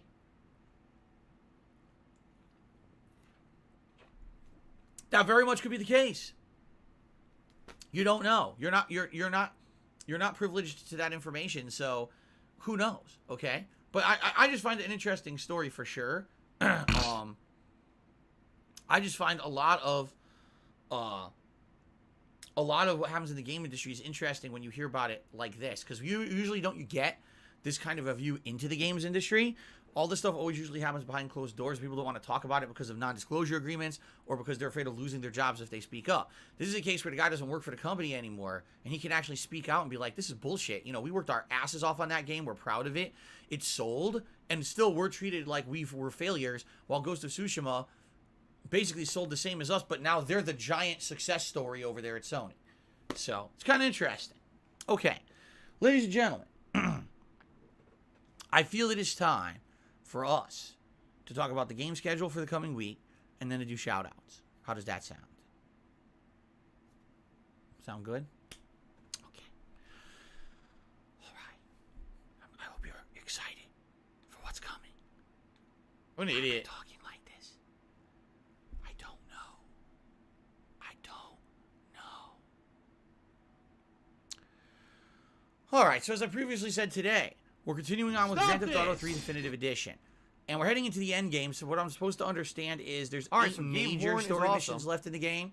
Now, if you guys remember, some of the final story missions in Grand Theft Auto 3 are some of the most frustrating missions in the entire franchise, because back then there were no checkpoints, there was no mini-map where you could, like, plot out your routes to do this stuff. It was just like, oh, the mission is drive from here to here, across the entire map, and just do it in one go in a time limit, and good luck. Oh, great. Well, let me use the mini-map to plot out my course. Oh, there's no map. Oops. Right? So this will be a little different because now there is a map. There's a fully fledged working GPS. So maybe the final missions will be way easier. Also, yes, you can restart a mission when you fail it. So maybe it will be a lot easier this time around. I don't know. Definitely a lot of the missions in the game have been easier than they used to be. What do I do? At the very same time, some of the missions have been shockingly annoying. You know, I tried to do that car delivery mission 4 or 5 times straight. Glitch. It wouldn't work. I delivered the car every time. It never counted. The mission. That hallelujah, thank God you didn't have to actually do that mission. It's optional, right? So anyway, we'll see what happens today. Should be a fun stream regardless. Will I beat the game today?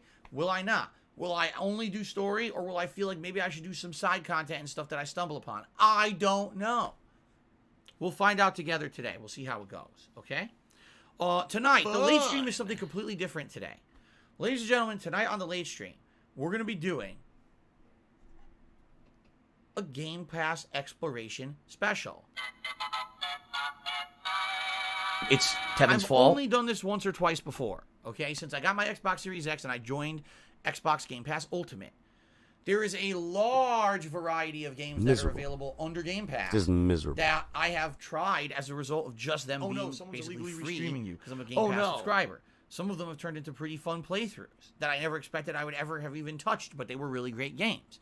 So we have not actually done a Game Pass related event like this since the summer. That was the last time we actually did it, was I think like August, I want to say. So here's what we're doing tonight at 6:45 p.m. Pacific Standard Time. We're going to jump into Game Pass on my Xbox Series X. We're going to look at all the games that have been added and released since the summer. We're going to pick and choose some of the games that look like the best ones, or maybe even start downloading some of them. And basically figure out, gee, this is some of the stuff that maybe I would like to do over the course of the next month as maybe late night chill streams, or maybe start up a new playthrough. Because the thing is, I am going to finish GTA3 sooner rather than later, likely within this next week, if not today, in one more session maybe. And I will be looking for something else to put into the main rotation. So maybe we could find a game that we could do something like that with, okay? Will there actually be gameplay tonight? Maybe, maybe not, because I'm not sure how it's going to affect my internet to be downloading full games while I'm streaming. I don't know if that'll like crap, you know what I mean? Will it crap out my stream? Well, I don't know. I haven't really ever downloaded a full freaking game while live streaming. I also don't know how long it would take, although my internet's really good, so you would think that it's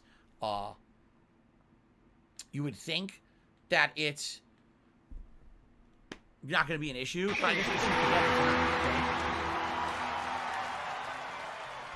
So, if you're interested in Game Pass and what I'll possibly be doing this month, and or if So you if want you're to going to be an a part of asshole, that and you're give, going to be treated like an hey, asshole. maybe You're going to be shown the door. Try that. Be here for the late stream tonight. I know it's very different because it's definitely not just a major stream of gameplay tonight, but it's something interesting for the variety of the streams, right? Something refreshing. A lot of interaction tonight for sure on the late stream. Okay? $16.51. Okay. Tomorrow, we do go back to full gameplay tomorrow. The main gameplay stream tomorrow will be the continuation of Resident Evil 4. As you remember, we're still in the Salazar Mansion. We've been there for many hours now, arguably around 3 hours, and it's a very lengthy part of the game. I'm enjoying myself, although it's funny because I don't remember a lot of this. I do not remember that hedge maze at all. Remember the giant hedge maze infested with the demon dogs? I don't remember it at all. And, you know, man, it was a pain in the butt, but we got through it. So more coming. Friday's main stream. Friday night is my...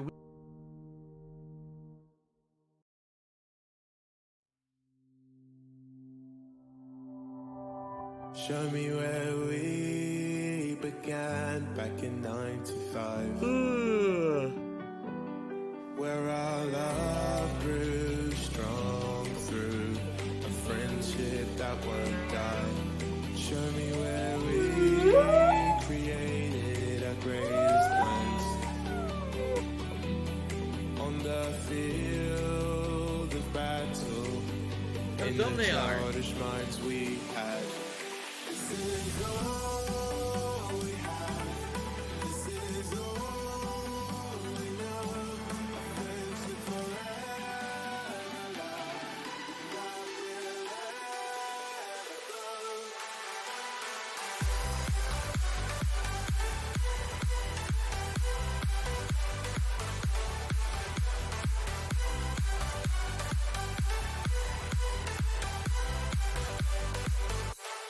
This is all we have. This is all we know. Friendship forever, love will ever grow.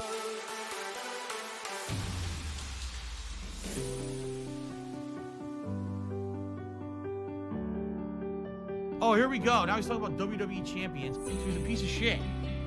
You piece of donkey shit.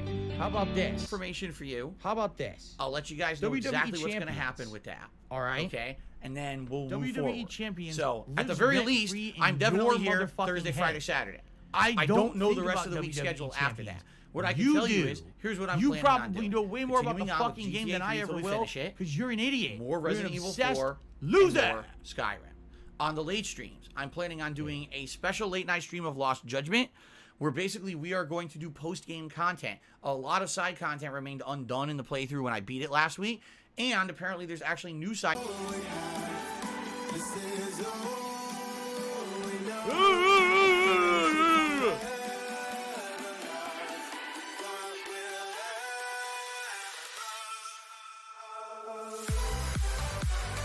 We're soulmates.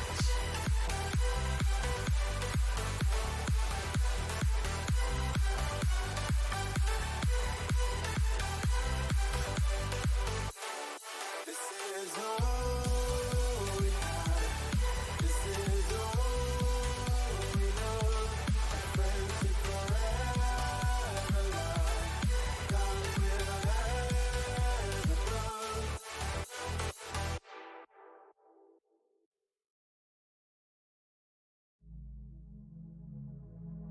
I love Hulk Hogan's dick.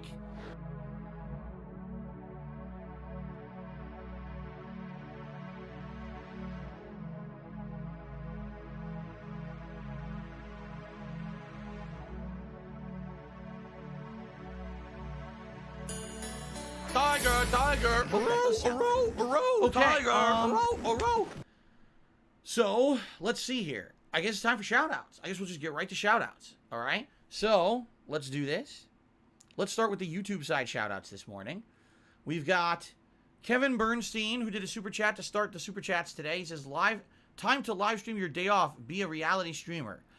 Let me think about that for a minute, because there's basically going to be a lot of things to consider. No. Absolutely not. Listen, there's a major difference, all right, between me telling you about my day off, explaining some of the fun stuff that I did, some of the foibles of bad things that happened, and me actually giving you live video of every facet of my life, all right? It's not even kidding. Not even kidding you. Just if I were to turn this phone on, a live streaming app of YouTube, if it even exists, because I don't know. I know they had that for Twitch. I don't even know if they have it for YouTube, okay? I'm not even kidding you. Just walking through my house, if I just walked through downstairs, within 5 minutes, you would have 20 conspiracy theory videos on the internet. Did you see this freeze frame? What's that in the corner? That looks like a solid gold statue that costs $40,000. Now we know where all Phil's money goes. Oh my God, what's that over there? Do you see that coffee machine? That looks pretty expensive, man. That's probably about $50,000 coffee machine over there. There was a chair. There was a chair! You see? These people are nuts. And what I've found is the less that I give them to work on, to work with, the better. At one deliver point, you. again, Kevin, I know you're actually relatively newer viewer. You haven't been here for the 13 years that I made content. At one point in my history, I used to share everything. I used to literally film everywhere. In my house, I used to vlog everything. Everywhere I went, whether it was a game tournament, whether it was a convention, just a vacation trip. Everything I did, I filmed and I put on the internet. Okay? That was fun for a time, but things changed over time where basically it became incredibly that toxic. money. I really do. I need that money to pay my bills. And basically disgusting to the point where people use every single piece of information that I put out on the internet. The Ziggy Piggy's to hurt back. me. No exaggeration. Every piece of information that I've put out there, I'm not kidding you. On the pre-stream podcast today, I talked about ordering food twice yesterday. They will make, oh my God, Phil, wasting money. How could he order food twice in one day? What a disgusting, wasteful person. What an ungrateful slob. I'm not kidding. This shit will be on the internet today. Just because I was very, here's what I did yesterday. So, I talk about normal stuff that normal people do. And for me, somehow it's like, it's not acceptable behavior, because this is how they are. So can you imagine if I actually told you or showed you things around the house or anything that, that's not just like common stuff? Imagine that. Seriously. And you might say, oh, well, thanks for the money, stupid You're right, fuck. I don't give a fuck what the trolls think. The other What I care reason is about that he lied on these his idiots bankruptcy form. abuse YouTube He and don't its want the algorithm feds knowing about the to expense-sized ruin my things he hid from reputation, them. to make people think I'm some kind of a scumbag, a liar, a scammer, and a hateful person that I'm not. And then what happens? Now you got businesses who think that I'm some kind of a scumbag and don't want to deal with me. You got people on the internet who won't give DSP Gaming a look and give me a chance because there's so many shitheads on the internet making shit up about me. So the less ammo you give them, the less they can do. I'm never going to be doing reality streaming and walking around and showing stuff, okay? Kevin did another super chat. He says, mukbang channel soon. Collab with Nick, please. I don't know who Nick is, and I'm not doing a mukbang channel. Every once in a while, if you want to see motherfucker on the internet called Super Hound, whatever the fuck this idiot's name is. Jack the Cuck, what a name, did a super chat, and he says, Phil, can you please grow a mullet? No.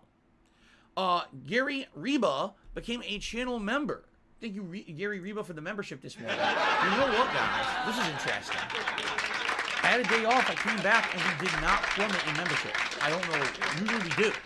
We did not plummet in memberships. I was like, wow, it's different. So, Vladivostok, the super chat says that the lip thing I'm doing is distracting. I have a cut in my lip. It's very annoying. Yeah, okay, I see it. You see it? You see the cut in my lip? When you have a cut on your lip, it's very annoying. It's distracting for me, too, because I can feel like a scab on it. Like, ugh. I hate it. I hate when that happens. So very observant of you there. Oh my God, I can't stop joking. Vladivostok, and you are the latest super chatter. I so seriously up on the leaderboard. Can I stop joking tonight? Oh my God. Think of Vladivostok.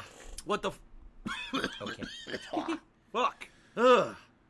Okay, continuing Hold on. Now we Couldn't move clear over up, to I the swear. tips side of contributions, and the first tipper of today is an anonymous $2 Jesus tipper. Christ. They said, how is the stores not being ready for snow different from when your YouTube Okay, goes it's down actually or starting to something feel and you better now. panic saying you don't know what to do even after it's happened to you many times? Well, the thing is, when my YouTube go down and problem happen, I always have backup. For example, if DSP Gaming go down and I cannot stream, I go to other channel, like Old King of Hate Vlog or possibly KO Gaming and stream there. And also alternate upload place so videos can be seen on internet even if DSP Gaming don't work. So me no understand what you saying. But thanks for the tip anyway. No, the point I'm making is I do have backups. Right now, if DSP Gaming went down, I could stream on 2 other channels on YouTube, no problem. If they all went down, I could go rising back to Twitch toxicity. temporarily. My Twitch is not gone. My Twitch can still be used, folks. So that's what I mean. Like, I have backups. There's no... What you're saying is silly because you're saying, well, you don't have a backup plan. Yeah, I do. I actually have redundancy backup plans. So if one thing goes wrong, I have other options. That's called being smart. As opposed to all grocery stores out there have no groceries. They're not smart. Oh, the government doesn't even have a budget to put down sand or salt when 2 inches of snow falls. That's not smart, but these are the fucking people in charge of shit. Legs for Soul has done a $10 tip. and says, Ghost of Tsushima made me tear up at the end, so I feel you on games being completely art. I hear you. I did too. I actually cried at the end of Ghost of Tsushima too. Remember? It was very, very emotional. Very meaningful, the choice at the end of the game, for sure. Lies for Soul to me, another $4.20 says, have you watched the Is It a Good Idea to Microwave This videos? No. I watched Will It Blend back in the day. I don't even know if they still make that.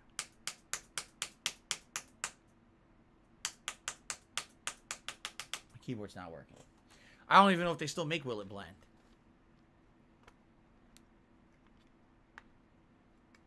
What do I do? Okay. There we go. What do I do? All right, and then Cracker Jacks. That's tipped me stupid little $20 shit. to become the biggest tipper of the day. And KOC, Cock. Canadian Doing says EB Which Games is the approves equivalent all of stores King in of Canada because Content. of the virus. Well, EB Games Abbreviation, is I the should same as say. GameStop. King of Content, a joke that we Here, made the other day. they're called GameStop, not EB Games anymore. I need a So. new moniker because now I'm no longer the King of Hate. I retired that moniker because people use it for the wrong reasons, malicious reasons, when it's not what it means. They say I'm a bigot and shit, and it's not what it means at all.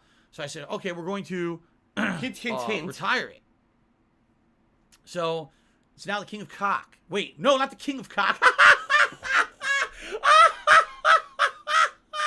Whoa, whoops. Oh, no, I didn't mean to say that. I meant to say the King of Content. My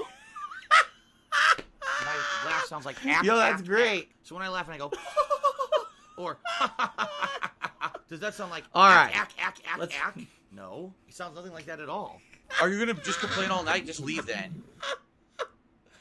Oh no. Well, you heard it here live. I'm sure that'll be all over the internet in mere moments. It'll be a meme. All right. King of Content, KOC. Now, obviously, it's a joke. I'm not going to call myself the King of Content, but it was a funny joke. I said, yeah, cock, yeah. It's a good abbreviation. Oh, my God. That's just funny. That'll be a running joke for many, many years, I'm sure. Okay. All right, so that is it for now. I think I've covered everything, right? Thank you guys for a great pre-stream podcast. I feel very welcomed back now to the channel. I hope you all, again, had a good day away yesterday. And it's time to return. Oh, what is this? Marvel vs. Capcom Infinite Great Connection. Did a $5 super chat and says, can't we be friends? Marvel vs. Capcom Infinite is a dead game. Completely dead. Like, no one talks about it. No one plays it. I don't know how we could still be friends, honestly. And by the way, I hated it. It wasn't the connections that were bad. It was the gameplay. I hated the gameplay of Marvel vs. Capcom Infinite. It really felt like the entire game was... Maybe, you know what? Maybe the reason it was called Marvel vs. Capcom Infinite is because all the gameplay was based around landing in infinite combat. Maybe that's what it was really called at first, because the gameplay sucked ass. It was literally, everyone rushes down nonstop. Someone gets one hit. Here comes an insanely high damage, crazy ass juggle combo that you then have an option to mix up and reset, and now your character's dead. That was the whole game. And it sucked ass. I hate that about a game like that. For me, do I enjoy fast-paced, high-octane video games, fighting games? Yes, but I want a game where it's not just about landing the one lucky hit or the one mix-up gotcha kind of hit, and now the whole game's over. That's boring to me, actually. That's more about flash than substance. It's, get the one hit, insanely flashy combo, so all the viewing audience thinks it's great, but when you're playing it, you're bored to tears. There's exactly the same problem that I have with Marvel vs. Capcom 3. It was boring as fuck at a high level, because all you had to do was land one hit, and the whole game was basically over. And that's why I hated MVC Infinite. After, remember the first month I was doing really well? I was one of the highest ranked people. At one point, wasn't I the highest ranked player on PlayStation? I think I was. And then I was like, this is stupid. And I basically hated the game, stopped playing it, and didn't care about it anymore. So, Slightly Rotten has done a $20 tip and says, who do you voodoo, bitch? Wow, now that's a throwback reference. Anyone remember Dead Island back in the day? Cooperative first-person zombie open exploration survival loot shooter game that I did a 4-player co-op with, including Grog, John Rambo and Mayor McJustin. That was a pretty good playthrough, although it was full of bugs and glitches. It was still pretty fun. And, you know, that kind of stuff was special. I'm glad that I got to do that stuff back in the day when there was that kind of content to be made. It really isn't anymore.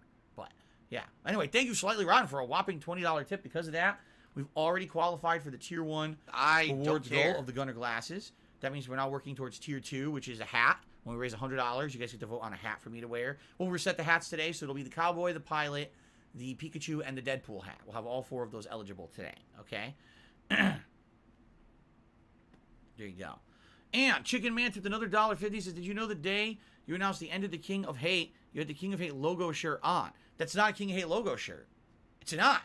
It's a skull with a crown on it that says DSP Gaming established 2008. Which actually is not true. DSP Gaming was established in 2010. Darkside Kill, my original YouTube channel, was actually established in 2008.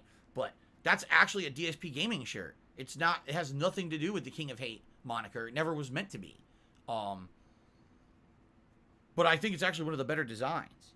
The skull with the crown on it. You want to play the fucking game? DSP Gaming logo. So, Citizen of Cock did a $4.20 tip. It says, here's to the King of Cock. There you go. Here we go. It begins. I'm going to have to deal with this for a while, and there's nothing I can do about it. I said it. I admit it. I said it. I didn't mean to say it. It's a slip.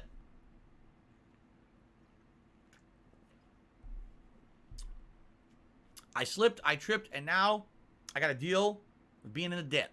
Because I fucking said it. Let's see. Liceverse sold to me $4.20. It says, do you think the people you roasted on Friend Request Ridicule videos are still hardcore fans? No. In fact, those are the people who hate me. Those are the people who have the longest standing grudges against me. In fact, do you remember the guy who said Akuma Baby? Akuma Baby. Remember that, right? And we still reference it when I play Street Fighter. He's the one who tried to file for divorce for me and my wife. I have no idea. I'm just making that up. Not the divorce part. Someone actually did try to do that. But I don't know if it's the same guy. I'm just making a joke. Okay. I think it's time to end the pre-stream. And I think it is time. Happy Thursday to you as well, Guts. I think it is time to get started with Grand Theft Auto 3 Definitive Edition. You guys, does that sound good? I hope so. All right, let's do this then. Sounds like a plan. That's the end of the pre-stream podcast. Let's get it going, my friends. Oh, there you go. So I knew to know it was Steve Jones. Who remembers the Steve Jones reference? Holy moly, that's an old one. The whole Steve Jones thing really was the first signs that people would go to insane lengths to try to, like, hate on me on the internet. Because Steve Jones was the first situation where someone actively broke the law to basically try to hurt me in my business. Keep in mind, back then, it wasn't my business. And what I mean by that is, I wasn't even making money on gameplay back Kevin's then. fault. My gameplay was not monetizable on YouTube until 2011. What? But in 2010, this fucking jackass hits me with false copyright false copyright claims, claiming It's that he works for Super Ubisoft. Hound's fault. His name is Steve Jones, and he's an employee. And on behalf of Ubisoft, he's been, told to hit me with these copyright takedowns and shit. It's Dark Dave's fault. It was fucked up. What this person did. There's a sick motherfucker on the internet called Super Hound, whatever the fuck this idiot's name is. Steve Jones, right? Derek, I'm glad to hear that. He loved my year-end series. I'm glad to hear that, man. Okay, so since we're now starting with gameplay, everyone, a few things. Thanks, Number one, Derek. thank you I all to appreciate everyone that. who watched my year-end series when I was not here yesterday. If you haven't yet, I urge you to give it a look here on DSP Gaming. If you like those, please give them a like and please leave a comment. I need that because money. I really do. engagement I need that will money. lead more people Pay to my watch bills. and more people to watch, and then actually we'll get some pretty good viewership here on DSP Gaming. I feel like those videos can actually get people to check out the channel for the very first time. Okay, that's number one. Number two, if you are here, right here, all right, and are enjoying the stream so far, and you want to support it, please like the stream. Because when you like my stream, it actually gives it visibility on YouTube. It throws it into the search rankings. So if someone today is searching for us, someone's playing GTA on a stream, and I will show up, okay? So please like the stream if you're enjoying yourself, you like the content. Citizen of Cock tipped another $1.50. Says, the Days Gone director continues to whine on Twitter complaining his game won't get a sequel and Ghost of Tsushima is. Why do you think Ghost is getting a sequel and not Days Gone 2? I think you showed up late. We talked about this, a giant segment of the pre-stream. Like, no exaggeration. We talked about Metacritic and how that factors in and budgets and development costs. So what I would say is watch the pre-stream back because it sounds like you did jump in a little late. Okay. Chicken Man took me did a $2 super chat. Says Taco Bell launches chicken wings today. Will you try it? Well, let's see. Number one, I don't really like Taco Bell. They're pretty gross. Way overpriced for what they are. Number two, I don't eat fast food very often.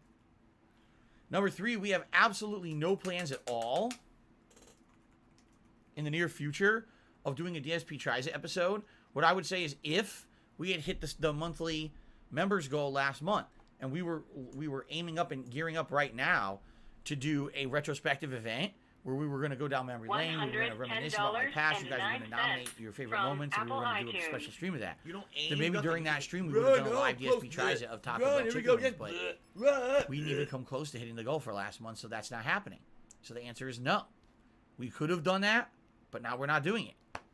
It's cause and effect. Okay.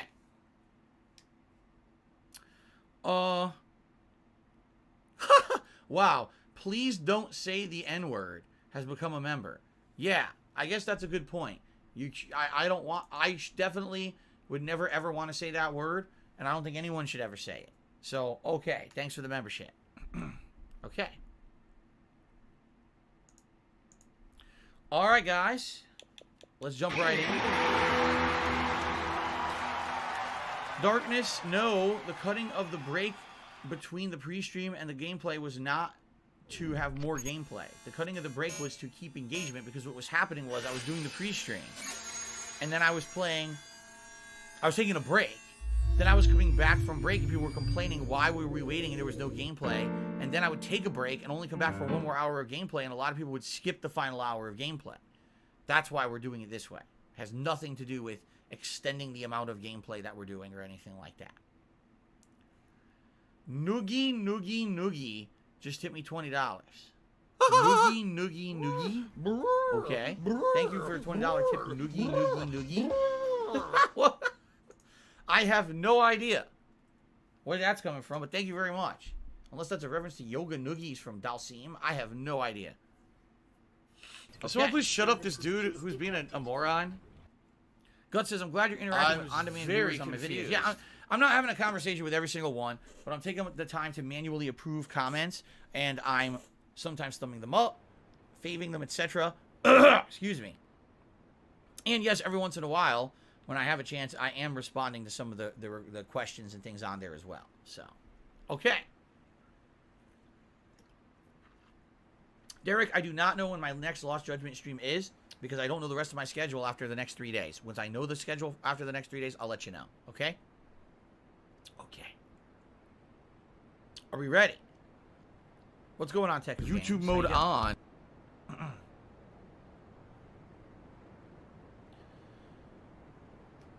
Jade says, I watched Jurassic World Evolution 1, and it's so laughing out loud. I actually enjoyed the movie because it felt like a throwback to the original Jurassic Park, just on a different scale of a movie. But man, it had ludicrous parts like the female protagonist running in heels from a dinosaur. Running in heels from a dinosaur. Anyway. What's up, Rosemel? How you doing? Alright, are we all ready to start? Thank you very much, Skipper. We had Slightly Rotten and Noogie, as well as Cracker Jack. Oh, $20. Thank you guys so much. I appreciate that. Let's bring them on and help people start. Thanks. Okay, let's get started. What's up, DC? Good to see you as well. If I could get down on my hands and knees and say thank you and still be on camera, all right, ladies and gents, welcome back to Grand Theft Auto 3 Definitive Edition.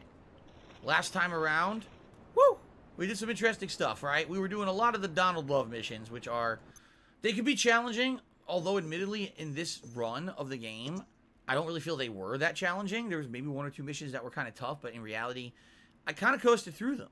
I remember them being much tougher in my previous runs of Grand Theft Auto 3, and it very well could just be that this version was made so easy, right, that it's just not as challenging anymore.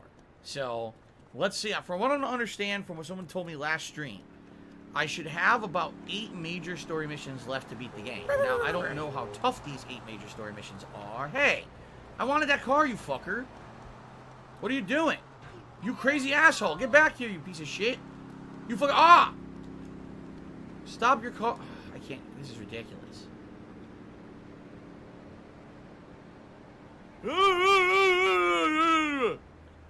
They made a fool of me. They made a big fool of me. I'm very upset right now. I just started, and already I've been embarrassed by the game. Here, I want this car.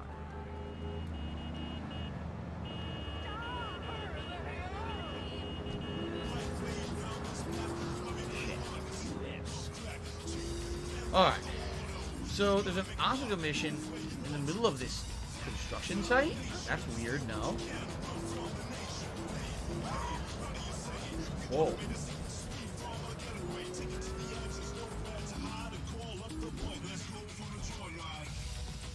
Whoa. Look at this. This had not been here previously, remember? Previously, this whole wall was intact. And you had, remember how I beat this mission is I climbed up here and I jumped over the wall? Well, now there's a hole in the wall with a car, so you could just have a shortcut in. See that? That's interesting. Huh. Alright, shout out to Rogno who tipped $5, says noogie noogie noogie. Thank you, Rogno, for a $5 tip. I appreciate that. So D-Money in the chat is asking, Are you a functional retard? do you still I do have the to ask. fan-voted funniest moments? No. The reason being, I used to do, the way it works, fan-voted funniest moments, is that people would actually nominate what they felt are the funniest moments of the year on my forums, thekingofhate.com. And then, at the end of the year, I would tally up those nominations, find the ones that were most commonly nominated, and then I would have a poll. People would vote. That would be the series, and then I would edit it, and that would be it. Years ago, people basically just kind of stopped using the website. I stopped mentioning it, and basically, there's not enough people even on the website to really even warrant doing the series. Can someone please shut up this dude? I was talking about this last week, and someone actually went on my forums at dspgaming.com and put up a thread. The best moments of Phil's content of 2022, please nominate. So, if you're interested, head over to dspgaming.com, register for the site, and if you look at the general section, there should be a thread there where you can nominate what you feel are the funniest moments of things that I do over the course of this year. And if enough people do that over the course of 2022, at the end of the year, we can actually have a countdown of the funniest moments. Okay? But that's the thing. It's you guys are a part of that. I need that. If I don't have that buy-in from you, there's no way we could do the series next year.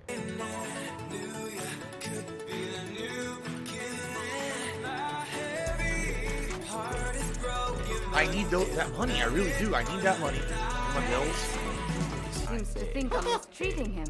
Still, he's revealed the extent to which Catalina fears your quest for revenge. She has 3 death squads dotted around Liberty, whose sole job is to hunt you down. Act as the bait and get the death squads to follow you to Pike Creek, where some of my men will be waiting for them. Now, wait a minute. Should I go get the armored car? Don't you think the armored car would be good for this? I hate my job. Will be coming after me and shooting me. I want a car that's not gonna like blow up, right? So maybe that's what I should do. See, they give you this car. Maybe you think that this is the car you're gonna use for it, but maybe I should do the wise thing here. Owned by Love Media, right? making sure radio in every town in America sounds exactly the same. DC says, here's a disappointing Deathloop haiku. Enjoy. Oh my god, I'm stuck. I can't move. Alright, he says, Deathloop wasn't bad. I respect your opinion on Deathloop though, Phil. Excuse me. I feel like I should clarify my thoughts. I don't think Deathloop's a bad game at all. Oh wow, I just got a big tip. Awesome. I don't feel Deathloop's a bad game. You know what? Turn this fucking music off so I can talk with you guys. It's actually distracting me. I don't feel Deathloop's a bad game at all. as I said when I played it, and then as I said in the year-end series, it's a perfectly fine game. If you like Arcane Studios games, I actually think definitely is a really good game. It combines elements from Prey as well as Dishonored, and it has a unique kind of time loop style plot line that I feel is quite entertaining. I just don't think it's Game of the Year material. It's a fun game. It's all right.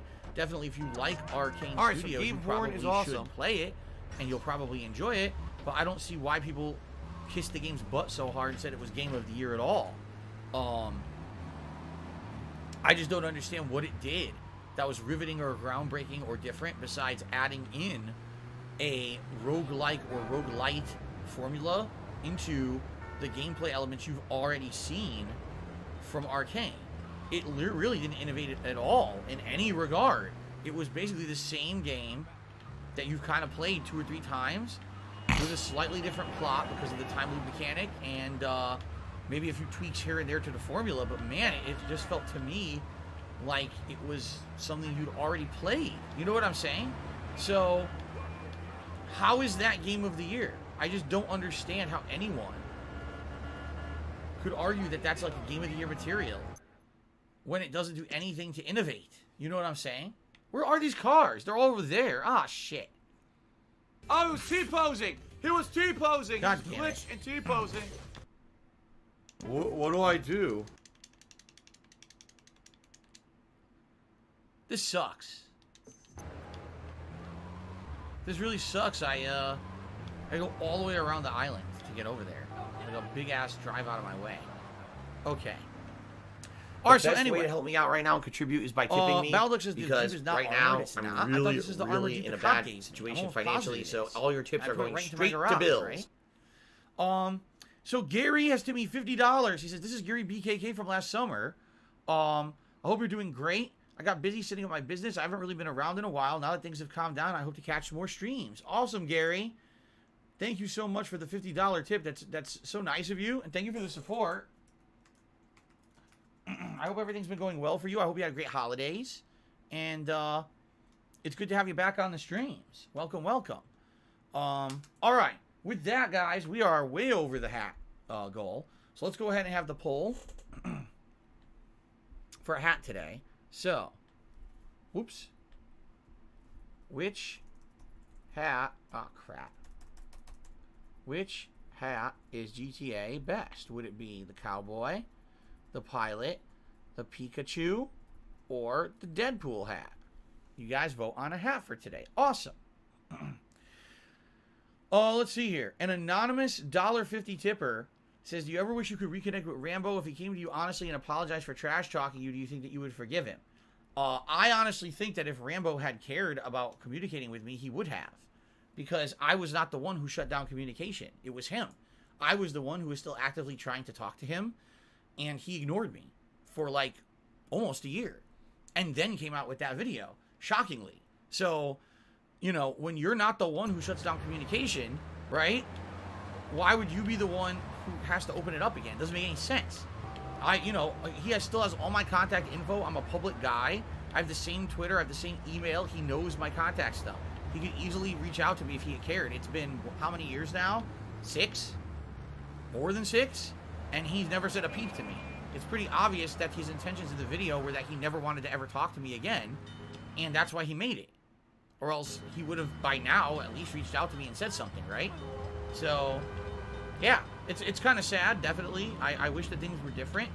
And that maybe there would have eventually been a reconciliation. But it's obvious he just never cared and had that intention. You know, I'm just being honest from what I see, my perspective, is when you do something like that, you ignore someone for about a year, you don't speak with them, then you tell everyone apparently behind that person's back you don't want to deal with them anymore, you don't like them. And you tell everyone that but the person, right? And then on top of that, you go out of your way to make an over an hour-long video slandering them and slamming them without ever discussing any of those issues first with the person that you're slamming in the video. Obviously, you didn't care enough about the person to have that dealt with. You know what I'm saying? Like, not to say that I have any bad feelings against Rambo. I actually don't. Like I said, if anything, I just have nice warm memories of the time that we had together, co-oping in gameplay, going on trips, playing Street Fighter, Like, those are great memories that I'll have for the rest of my life. I'm very grateful for them. I really am. But I just feel like the guy basically did exactly what he intended, and he got exactly the outcome he had intended. He felt that having me as part of his life was more of a liability and a hassle than anything else. And he was, you know, he just wanted to end that and said, okay, it's over. And that's why he did what he did. So, again, if he wanted... Oh, no! Oh, okay. Woo! It almost happened again. Yo, it almost happened again. Are you shitting me? Wow. That was so close. Ha ha ha! I almost had a heart attack because I thought that it was happening again. Okay. Okay. But anyway, in a nutshell, let me answer this in a different way. Do I wish that things were different and that I was still friends with Rambo? Yes. Do I wish that maybe over the years he would have reached out to me and said, hey, you know, let's talk, or here's how I'm doing, how are you doing, blah, blah. Yes. But the way things ended, like I said, I actually feel like I'd be doing more harm than good ever trying to reach out to him and contact him. And by the way, I have no way to do that. I have no contact information for him. Nor apparently does anyone. Or understand. He was continuously making content through like 2018 on his channels. Keep in mind, he cut off contact with me in 2015. So apparently he continued to make like his show and everything through like 2018. And then all of a sudden he just poof, vanished. Completely disappeared from the internet. Hasn't made any content, any social media posts, nothing. He's just gone from the internet for like 3.5 years now. And doesn't talk to anyone. No one knows anything about him. I wish him I wish him the best. I actually wish that he's having a great life out there outside of the public eye. And maybe again, that was the intention, was that he could kind of sunset his channel in his own way and then have a nice normal life out there without constant online harassment. And if that's the case, I hope that he's having a great life out there. And that's all I can say. So Gary Reba now did an $8 tip. So let's see here. That hits the full goal. Wow. Thank you, Gary. Now we have hit the full tips goal. Thank you so much, Gary. I appreciate that. And that means we're going to have a vest today as well. Now the voting for the hat is in full swing and it's very close. So I'll let it go for a little bit longer. Okay? I will. I'll let it go just a little bit longer. But it looks like we're probably going to have a Pikachu hat on today's stream. And then we'll have a poll for a vest. Thank you guys so very much for your support. All right, are we ready? Savage 2 Days says, I really thought House of Ashes would make your top 10 because I thought it was slightly better than Little Hope. I disagree. I actually think it was not as good as Little Hope. I thought Little Hope was a better... I think House of Ashes was a good, like, horror-themed action game. See, because there was a lot of combat and stuff in it. While I feel that Little Hope was an actual better horror game in general. So... there he is. Okay, now I have to lure him, right? Here he comes. Ooh, excuse me. I think it's good I'm driving this car. I feel like this car will be more durable than a regular car.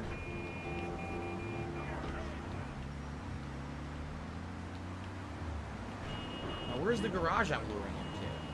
It's behind this wall. Yeah, this is the wrong way. I remember this mission being annoying because you gotta remember where to go. I think it's around the other way.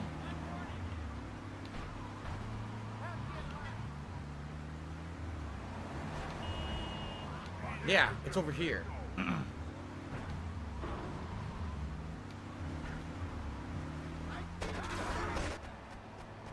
One down.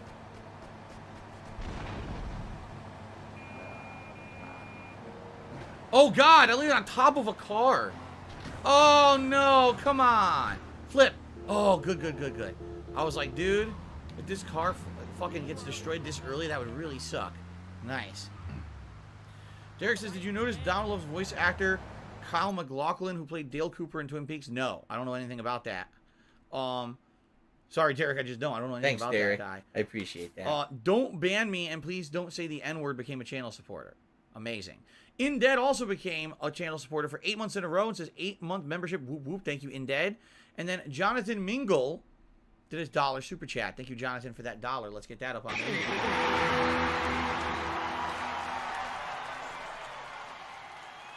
Jonathan Mingle. All right. Another $1 super chat. Thank you, Jonathan Mingle, for these super chats. I appreciate that. Indeed was not skipped. I just shouted him out. What are you talking about? Okay. Tonight's stream should be fun. I hope so. Oh, by the way, I can now open the door. Yes. And it's totally up to Jasper. If Jasper wants to join us for today's stream, he can. Open my window further. Yeah, it's totally up to Jasper Kitty. If he wants to join us today, he is welcome to join us for today's GTA stream. I know he has not been on my streams in a while. Meow. So. Okay. What's going on? I am Cat. So we have 200 votes on the hat poll. And currently the leader is the pilot hat. I am Cat, and I but we still have over 100 people who haven't voted. So I'm going to let it go for like another minute, guys. Please, if you haven't voted on the hat poll, please do. Let's get people to vote here, okay? What's up, Jasper Kitty? How you doing, buddy? It's been pretty slow, not gonna lie. Damn it. How you feeling? How you doing? I know Cat went to work, right? Oh, did you hear him? He said meow. So you can hang out with me today, okay? As long as you're a good kitty, don't block the TV, okay? All right, he's gonna chill in here. Cool. All right, let's get the second car. Zip instead of Gap. Great. Always fun when a cop car drives directly in front of you for no good reason. So it was pouring rain earlier, and there's water. You know how when water splashes into a screen, like a screen in a window? So my window has all water shoved into the screen, stuck on it. I wonder if Jasper will lick the water, because he likes to lick things that are wet. Right now he's staring down at the street. Okay. You know what? I'm actually enjoying this a lot more without the music right now, because I get to talk with you guys, and I'm not distracted by what's going on the radio. We gotta go all the way around the block again. This is a great car to do this with because it's very durable. Alright, here we go. Oh ho!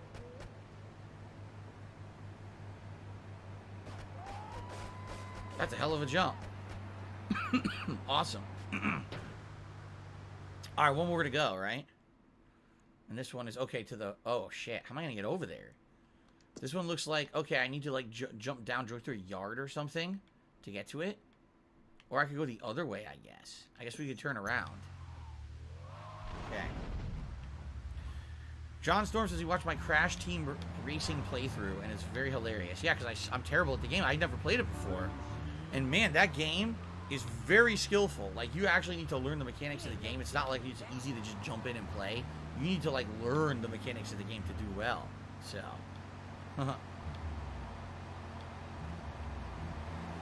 Okay. Let's see here. More shoutouts? It looks like it's going to be the pilot hat unless we have a sudden flip in the votes, but it's not looking like that's going to happen. So, hold on. Derek says, I hope you'll return to YouTuber's Life too. Do you think you would maybe do it on my birthday, Wednesday, January 12th? Derek, I don't know if I'm going to be here Wednesday, January 12th. I don't know my full schedule yet. Yeah, I don't know. We're going to end the poll. I'm going to do the pilot hat for today. I don't know what my schedule after 3 days. I know today, tomorrow, and Saturday, and that's all I know so far, Derek. But once I have more of an idea of what my schedule will be for the rest of the week, then we can plan more stuff out, okay? All right, and maybe I will return to it, maybe I won't. We'll see. It's something I'm interested in returning to. And by the way, early happy birthday. I received a super chat from Jonathan Mingle again. He's talking about a bunch of stuff. I have no idea what he's talking about. And if this is an attempt to try to get a shout out for your site or whatever, good for you, I guess. I don't know what he's talking about. And an anonymous $1.50 tipper says, I know how you feel. It's sad when you used to spend time with certain friends and life takes you in different ways. It doesn't seem like you'll ever be that close again. It's kind of bittersweet. How is that bittersweet? That's just sad, you know? Like, I'll be honest. Yeah, I mean, it's nice to think back to the times that I spent with Rambo. It is. Because we had a ton of fun together with the stuff that we did. Originally, we were just acquaintances playing Super Turbo. And then over time, we started attending the same tournaments and hanging out together and playing against each other to compete to get better at Super Turbo, which was very fun to have, you know. It was kind of like, what's the word for it? Camaraderie, right? We had a common purpose, is that we were both from Connecticut. We wanted to get better at Super Turbo, and so we played each other to do that. And then having, like, a comrade, right, who you're traveling with and playing in tournaments together and supporting each other, rooting for each other, that's a cool thing. And by the way, originally it wasn't just me and Rambo. It was his friend Jamie as well, who were all playing Super Turbo together. And then his friend Jamie just kind of, like, retired and quit and got too busy with life to keep playing. While the two of us continued to play. Uh-oh. This is bad. This is very bad. No way, it flipped. Wow. Well then, I mean, that's how you do it, I guess. Now, I'm just starting to smoke a little bit, so I should probably take it to a pay and spray. Oh, there's a new payphone that just unlocked. Yeah. So there you go. We should go to the pay and spray right here and get this fixed. And then see what's available. There's still an Asuka mission. There's a payphone now available, I guess, a new one. Anyway, originally it was me, Rambo, and his friend Jamie who were going, and then, like I said, Jamie had retired. Jamie was playing Chun-Li and characters like that. And then he retired and couldn't play Street Fighter anymore for whatever reason. Maybe he just wasn't interested or got too busy, I'm not sure. So, that being said, John and I kind of got a little bit closer over the years because we not only were doing Street Fighter stuff, but then we were interested in other kinds of games and things. And that's when I started doing YouTube and getting popular on YouTube. He was interested in doing stuff with me, and that's how that kind of changed from being, okay, we're Street Fighter acquaintances, to, oh, we're actually kind of friends who just want to kind of chill and play games and have fun together. And it was a very interesting way that kind of evolved. Because it certainly wasn't intended like that. By the way, eventually aren't there missions to do up here? So maybe I'll do is I'll hold off on the phone until we actually get the missions unlocked in that region. I think what we'll do is we'll go back here and save, and then we'll do more Asuka and Donna Love missions until they're done, and then we'll do these missions up here, I think. Okay? But anyway, like, is it bittersweet? No, I still have really nice reminiscing and memories about the times that we had together and the fun shit that we did together. The thing is, what a lot of people don't realize, okay, is that the time that we actually did, like, videos together was actually very short. We didn't start doing co-op gameplay regularly until I basically got laid off from my job in 2010, and I was looking to fill my content with more variety of stuff rather than just me playing games. So you figure we did it from what? Late 2010, so all 2011, all 2012, all 2013, and half of 2014. So about 3.5 years. And not to say that that's no small amount of time. I mean, that's a long time to be doing stuff, right? But I think what it is some people liked that content just so much that they actually think that that was like the majority of... Oh, God. I think they stopped a little late. They got lifted up. But anyway, I did way more content solo over the years than ever co-op. Like, that co-op stuff was only about 3.5 years. Well, take a look. I've been making content here in Washington State by myself ever since I moved here in mid-2014. It's now early 2022. Oh, God, the cars are gone. They were ghosted. They got finger snapped out of existence when they got lifted up. That's actually a scary thought. That could have happened to me. Wow. Those poor people. Sacrifice to the gods. Wow. Anyway. But yeah, like, listen, I enjoyed being Rambo's friend as well as Street Fighter compatriot, as well as co-op partner in gaming for the time that we did it. And I'll always think back of it positively. I really will. I'll always think back, even though the way it ended was fucking bizarre in my opinion. I will always look back on it fondly because of the great times that we had together. And I hope that he does too. Even though, for whatever reason, he really chose to just cut that relationship off the way he did. It is what it is. And, like I said, if he... Oh, God, there goes Jasper blocking the TV again. Here we go. If he ever decided to maybe want to talk to me again, I wouldn't be against it at all. So, but then again, how many years? It's been over 6 years since he ever talked to me. It's been over 3 years since he did anything on the internet. He basically completely disappeared from the internet. So, no, I don't think that he's going to be coming back. I'm just saying. Okay. Let's see here. I believe a bunch of contributions came in. Jonathan Mingle is saying, he's talking about a Minecraft server that I used to play on. I never used to actively play on any Minecraft server. And he says, you should come back to it. You might remember the name Creeper X. No, Jonathan, I'm just going to tell you. I never actively played on any Minecraft server. Any Minecraft server I was on was maybe once or twice ever. So what you're talking about, I have no recollection of it even happened. And maybe you're talking about someone else. I have no idea what you're talking about. So, Ruby did a $5 super chat. Says, I saw the new Ghostbusters. Admittedly, I cried. The entire film is an emotional tribute to Harold Ramis. You and Kat need to watch it ASAP. If and when it becomes available, I will watch it. I don't know when it's going to become available, like, at home. Business related, I still have it. Is it even on demand yet? I know it was theaters only for a while. I don't know. And thank you, Delancius, who became a channel supporter. I will up the member. I think we're up to 320 today. I guess we could confirm that. So by the way, guys, we now need to do a vest poll. The hat poll is over. Let's do a vest poll. Here we go.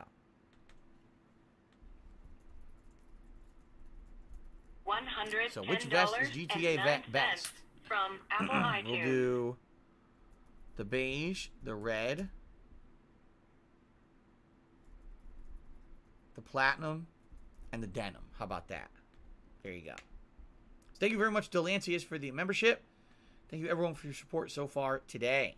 Appreciate that. I am Cat, and I liking my balls. All right. I says that. I am Cat, and I liking my balls. So, by the way, Jasper Kitty has jumped in front of the television and is blocking about the bottom left-hand quadrant of my TV. But I'm ignoring him because I've noticed that every time that I give him attention when he does this, he then thinks he's going to get attention doing it, which is why he repeats the behavior. So if he starts to realize I'm not going to give him attention every time he blocks my television, he might actually stop doing it entirely.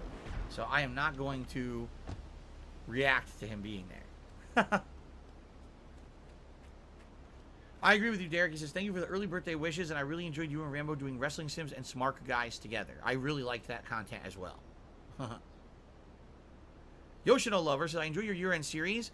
Resident Evil 8 is my best game of 2021. The thumbnails are really well done, too. Yes, shout out to the viewer who made the thumbnails for me. He's actually the same person who has made a lot of fan art recently, including the new Skyrim fan art, the new... there's a Vice City piece of fan art. There's a lot of fan art here on the Preacher. The Dan fan art is all made by this person. He's a really great artist. Okay. Espresso to go, and she's still punishing this guy. Wow. Miguel certainly has some of that famous Latin stamina. I'm quite exhausted. We underestimated Catalina's plans for Spank. It reaches far beyond the yardies selling it on the street corners. The cartel have a front company, the Kappa Coffee House. They've been selling Spank through the street stalls. We have no choice but to put these drug stands out of operation. Smash them to splinters. What are we doing? I couldn't pay any attention because I was stretching. I have to find 2 Cruise Liberty Cities districts and find 2 espresso stalls. And then it says, after your first stall, you have 8 minutes before the cartel will ruin your pusher. So, after I find this espresso thing, I have 8 minutes to find the other one and destroy it.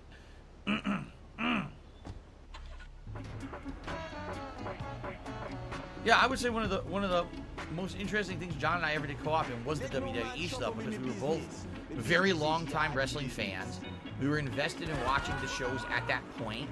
We at both, excuse me, we both were part of Smart Guys, which is the wrestling commentary show.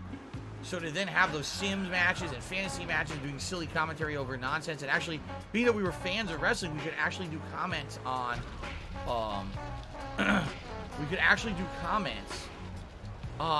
the wrestling moves and stuff, right? So wait, now I have to find the other one? Where is it? It's not on the map. How the fuck do I find it?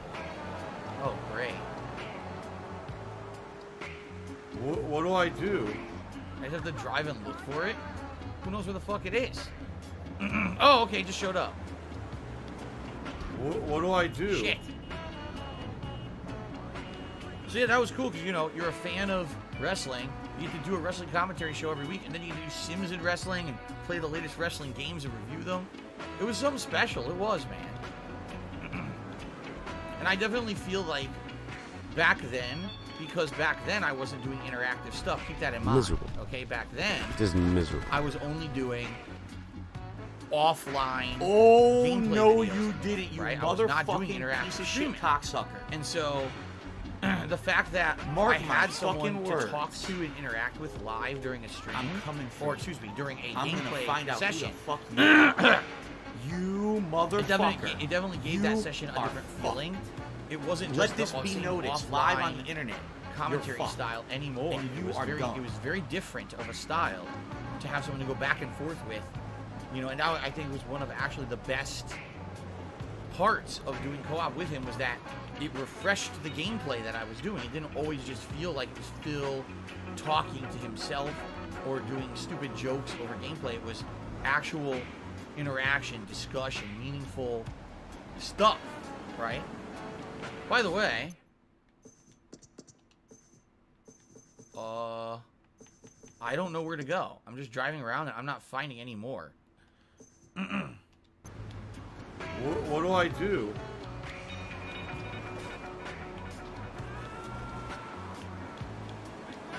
I don't know. I'm driving all around. I'm not seeing anything up here on the map.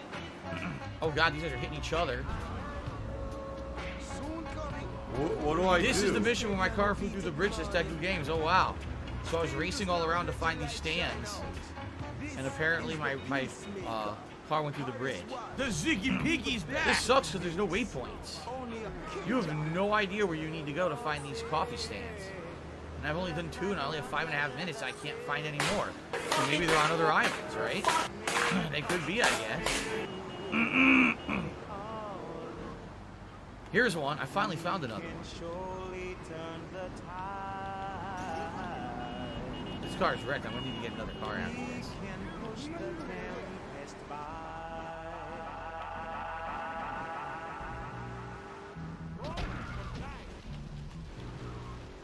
Okay. 6 more. So, the coffee stands on Staunton are near the bottom of the island. 2 in Portland are near the Mafia turf. So, I did all 3 here. I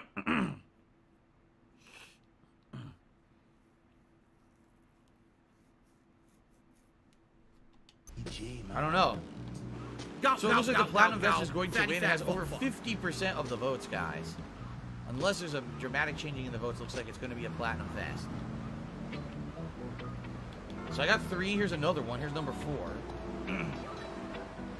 Oh, here's number 4 and 5.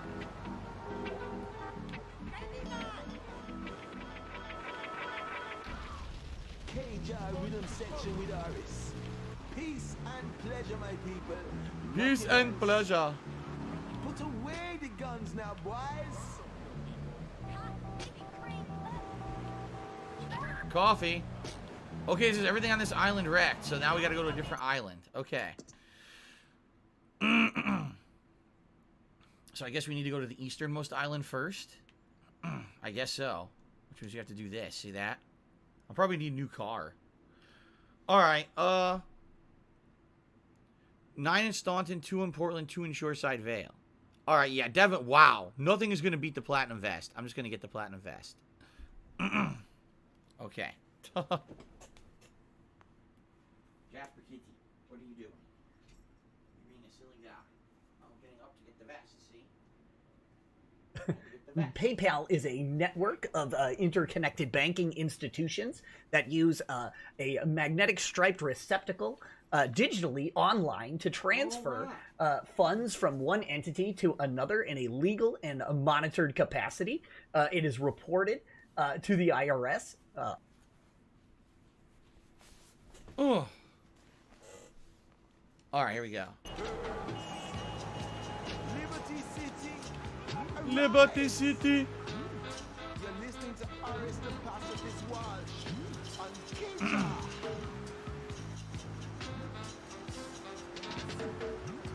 You are a no good, you are a no good. Here we go. I'm not going to do this, by the way, because I didn't understand the premise of the mission at first. There's no way I'm going to do this in time.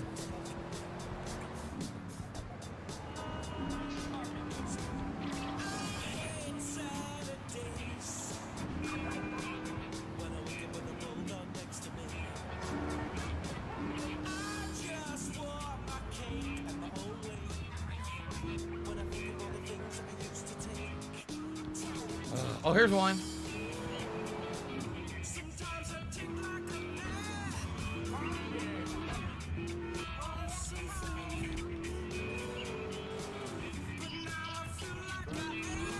I am not gonna have enough time for this.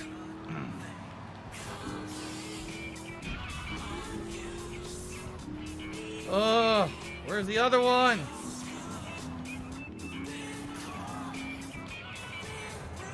The funny part is, the map is quite small. Oh, there it is. Okay, the map is quite small, but man, you gotta drive around it fast. Are you gonna just complain all night? Just leave then. It's challenging.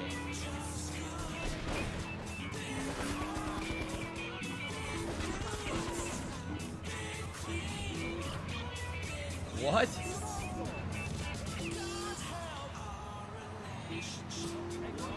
It won't. What the fuck? Yo, come on.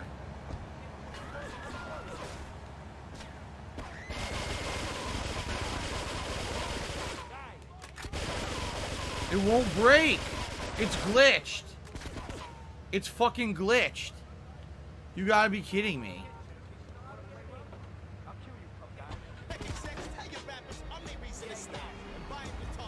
I can't blow it up. It won't blow up.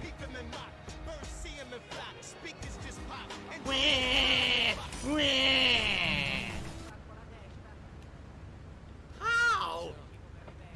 There. It would not fucking blow up. It was glitched, man. Oh, come on. Fuck, dude. This is bullshit. If the game didn't fucking glitch, the game glitches up. What a piece of shit, man. This is why these final missions suck ass. Fucking piece of dog shit. Where am I?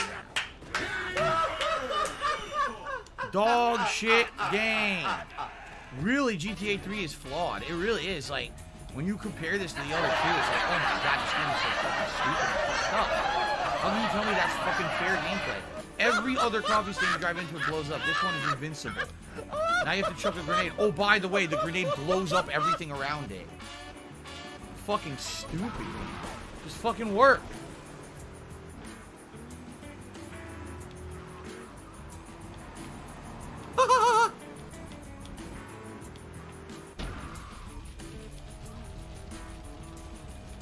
Bitchy ass fucking game.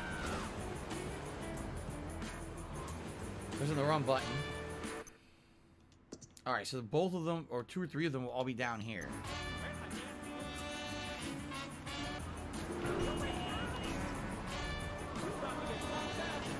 Okay.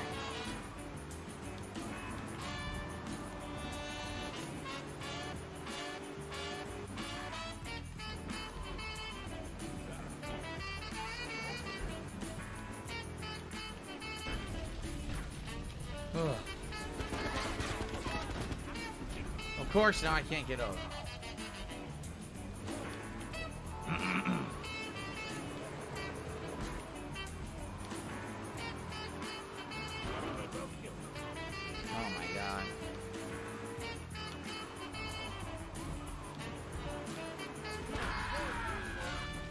Tell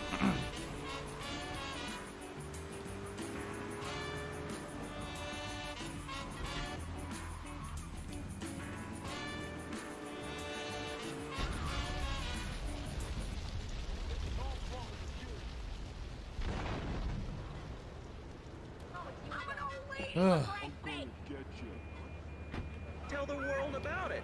So there should be one more down here, right? There should be one more around here somewhere. Flightless Bird did a super chat. And I was talking about Beshku, Frat Master, and a bunch of other shit. I don't know what the hell it is. I really don't know what tree you guys are barking up. You've lost me completely. I don't know what you're referencing. I don't get it. I was never on any Minecraft server or anything. Aha.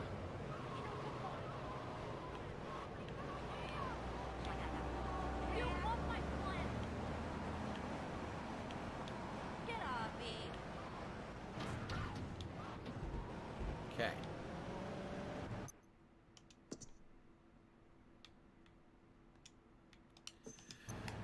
Now let me see if I can get a better car. This car sucks.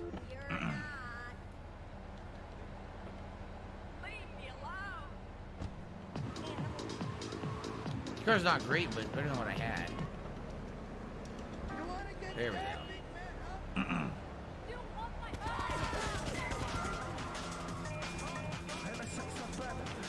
Maddie F89 did a super chat. Says, this is your third playthrough of GTA3. So, the first time I played this game was the summer of 2012.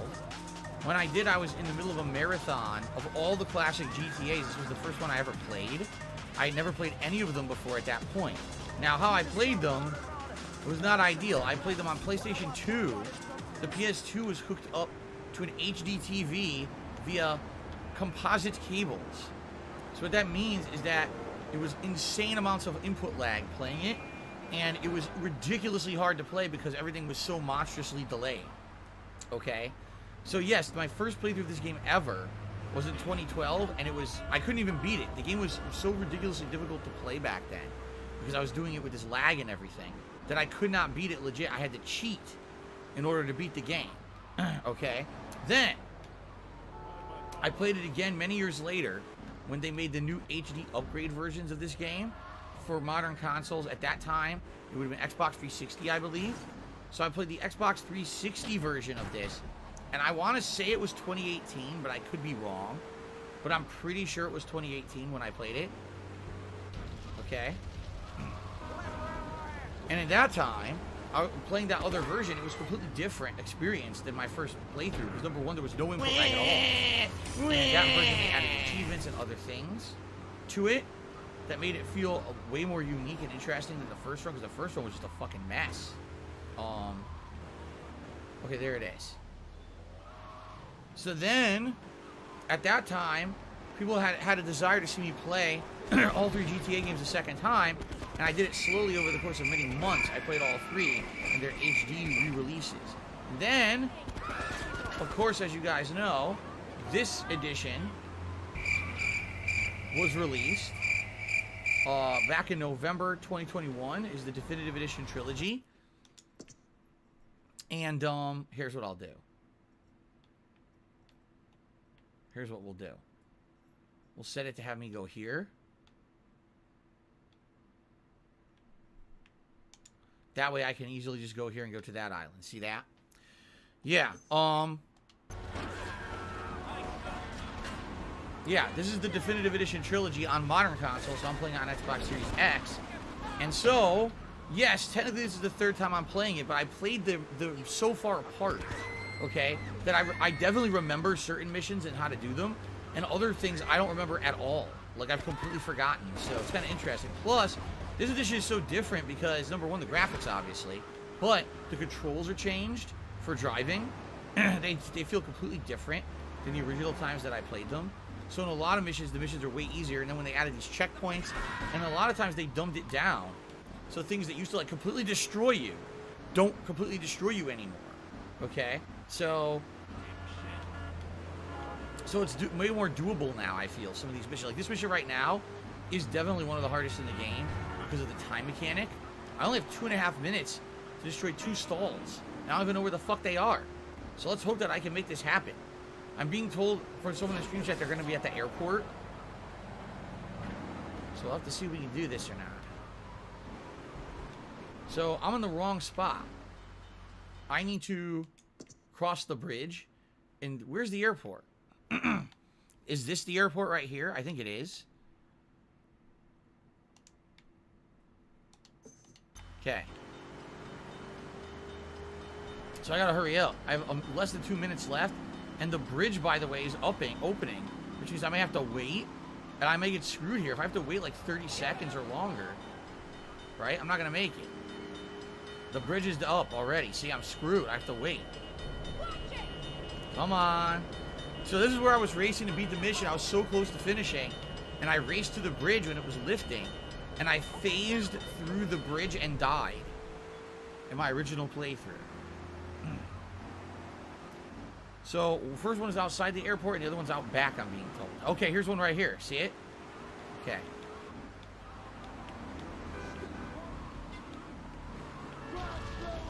Oh, no. Terrible timing for this. Terrible timing.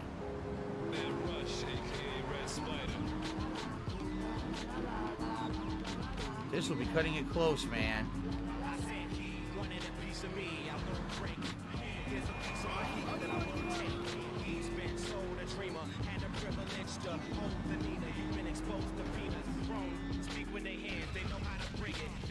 Okay, the last one's around the back of the airport. How the fuck do I even get there? In 40 seconds, I have no idea. It's not triggering either. Where the fuck? Where is it? Back here somewhere?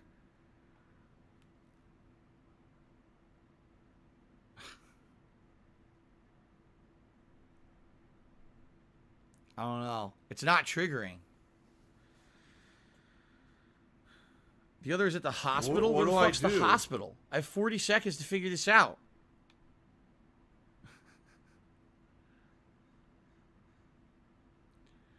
By the hospital near the dam? Where's the hospital near the dam? I don't even know what that is. That's the dam right here. So I gotta go up here, you're saying? Oh, God. I'm not gonna make it. Chicken Man to me, $1.50 said, even if the remaster games kind of stink, it's been a fun 2 months of GTA. Great way to spend the holidays. I agree with you. Even though the remasters weren't ideal, this has been a fun way to re-experience the game on modern consoles, earning achievements and things all along the way. Okay, here we go. And I've had a lot of fun with it, thanks to everyone who's joined me. Oh my God. I can't even control the car. I'm not gonna do it. I have 20 seconds. This is ridiculous. What the fuck is going on? Everyone's hitting me.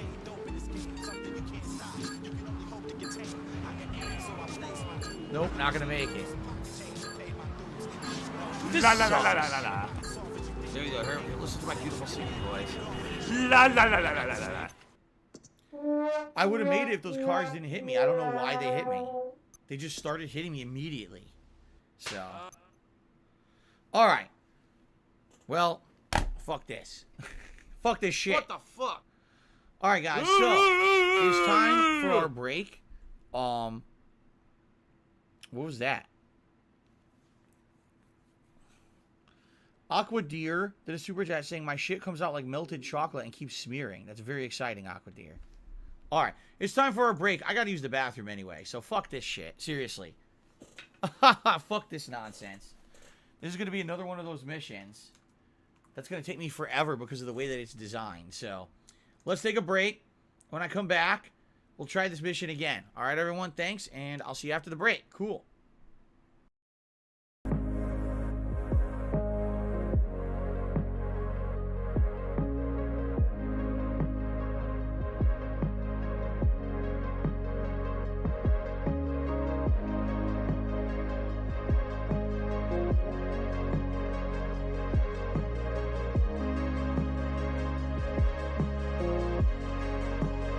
Now this LA guy cheering asks, what am I going to do if I get coronavirus?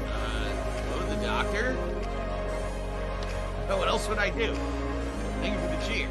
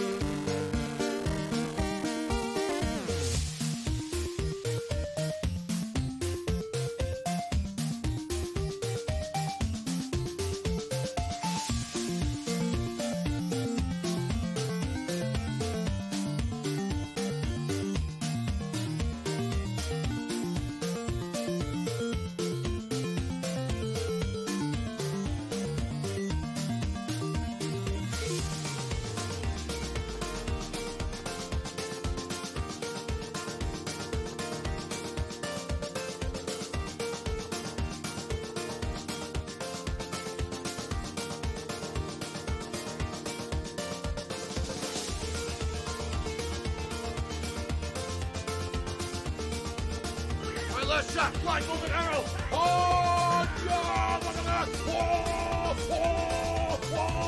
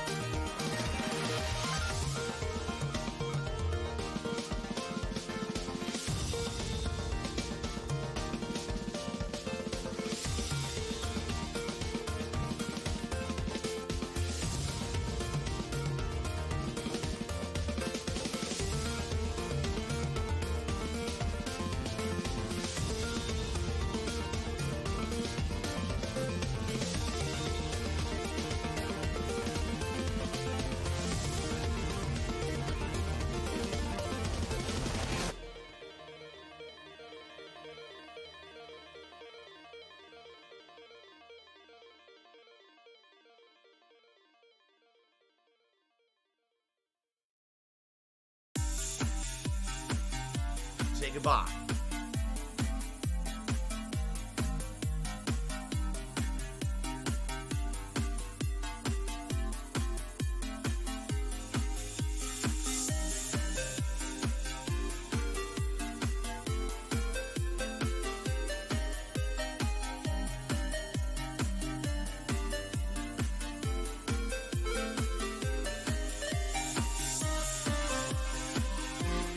Thanks, Derek.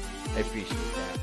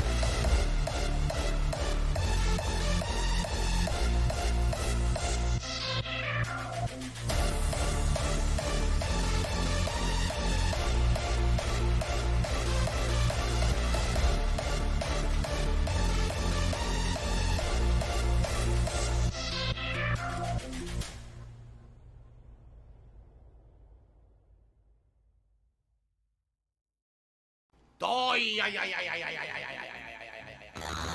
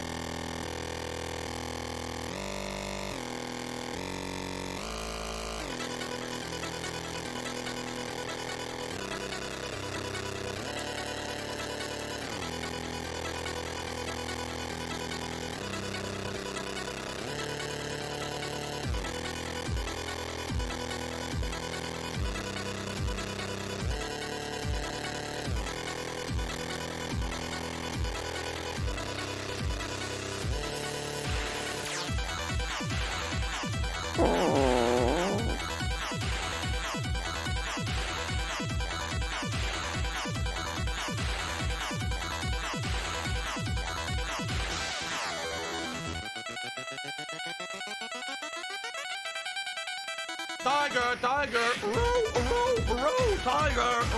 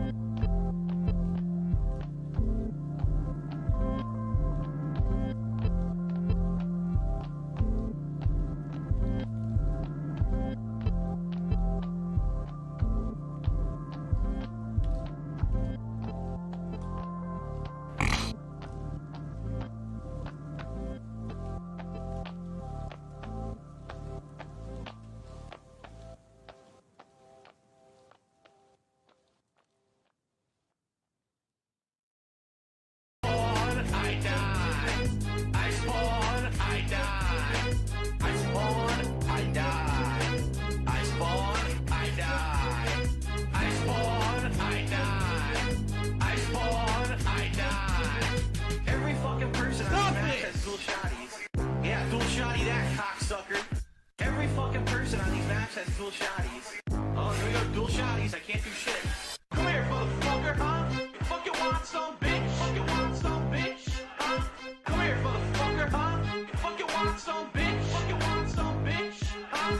Come here, motherfucker, huh? You fucking want some, bitch? Fucking want some, bitch? Oh my god, I picked up choking. Come here, motherfucker, huh? You fucking want I some, seriously. bitch? I took choking today. I spawn, I die. I spawn, I die. What the? I spawn, I die. I spawn, I die. Hold on. I spawn, I die. I spawn, I die. Jesus Christ. I spawn, I die. Okay, I should start doing that. On the grill. I shot the grill. Have a burger, bitch. On the grill. I shot the grill. Have a burger, bitch.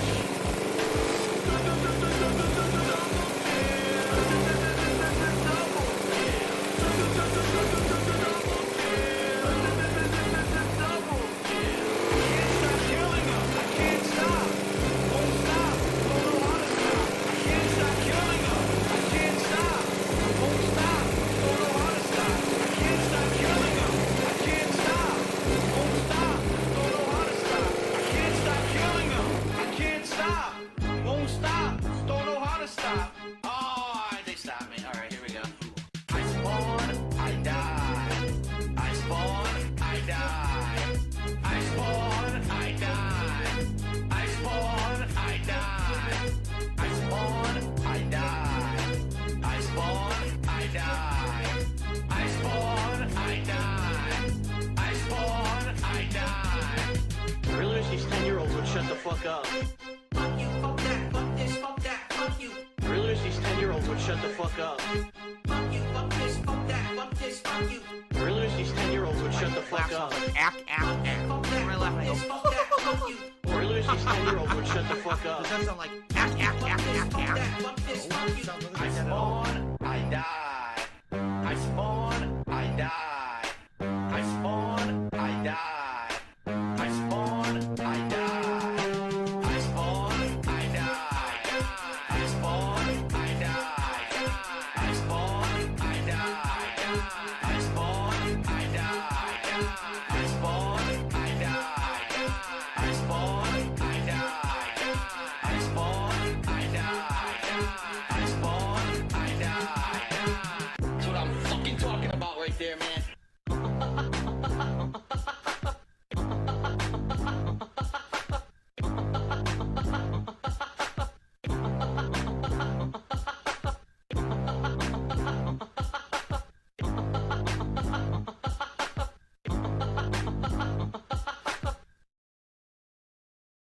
Is that a mole man?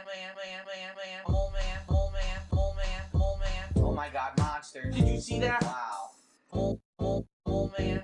Oh god, it's radioactive. A mole man. Wampin stick. Mole man. What is this, mother monsters? Is that a mole man? Mole man. Ew, the ground is fuming. It's radioactive. But I go around that. Oh shit, more mole rats. Hold on. Time for my Wampin stick.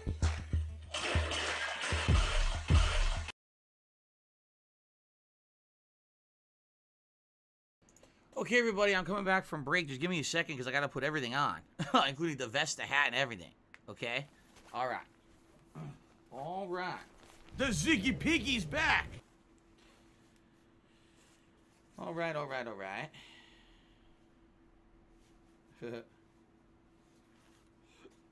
Oh, excuse me. Woo. Okay.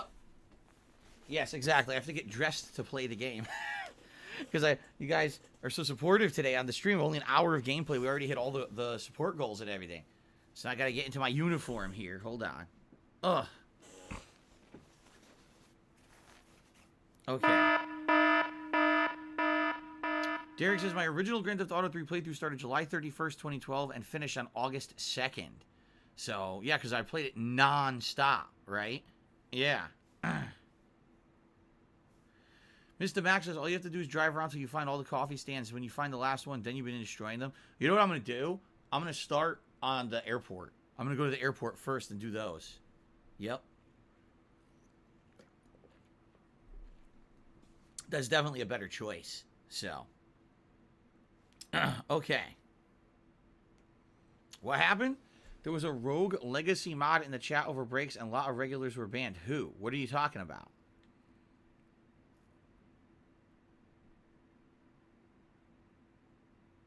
What do I do? Let me look here. I'm very confused. What do I do? Foxy, Dreams, Sensei, Pride, and Reggie. What happened here with these particular people? It's only 3 people.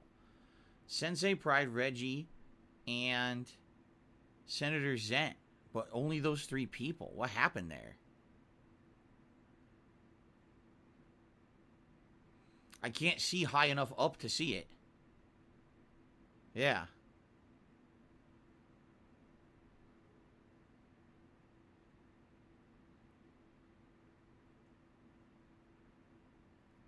I'm scrolling. That's all I can see was 3 people. And I don't know what happened because I wasn't here.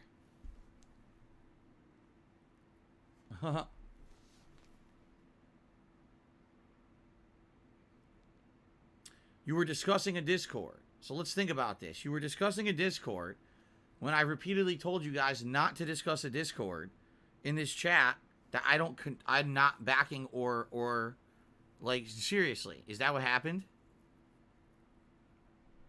Because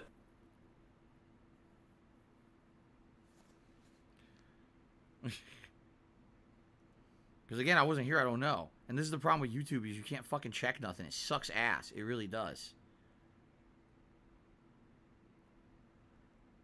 Well,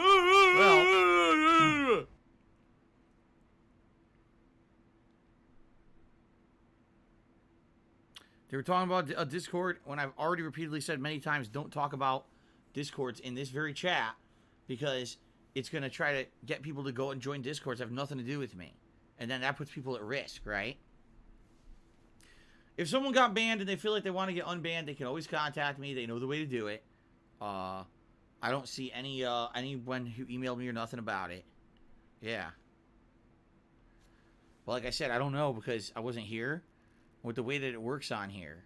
Let's see here. Yes, Reggie was talking about the Discord. I'm taking a look at it right now. Yep. All of them were talking about it. So now I know what happened. Yep. Now I know exactly what happened. So I'm not concerned about it. Okay.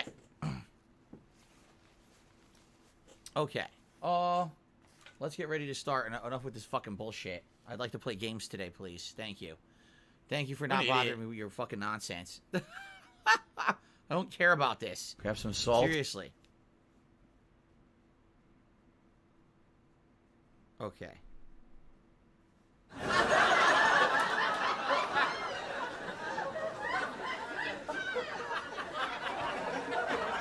All right. Glasses on. Hat on. Guts, I don't know what version of Street Fighter I'm playing tomorrow. I think that's something that we should actually try to discuss and figure out. I don't know what the best avenue, honestly, would be for that. We play either one. It could be PlayStation or it could be Xbox. I feel like each has strengths and weaknesses, you know? Okay.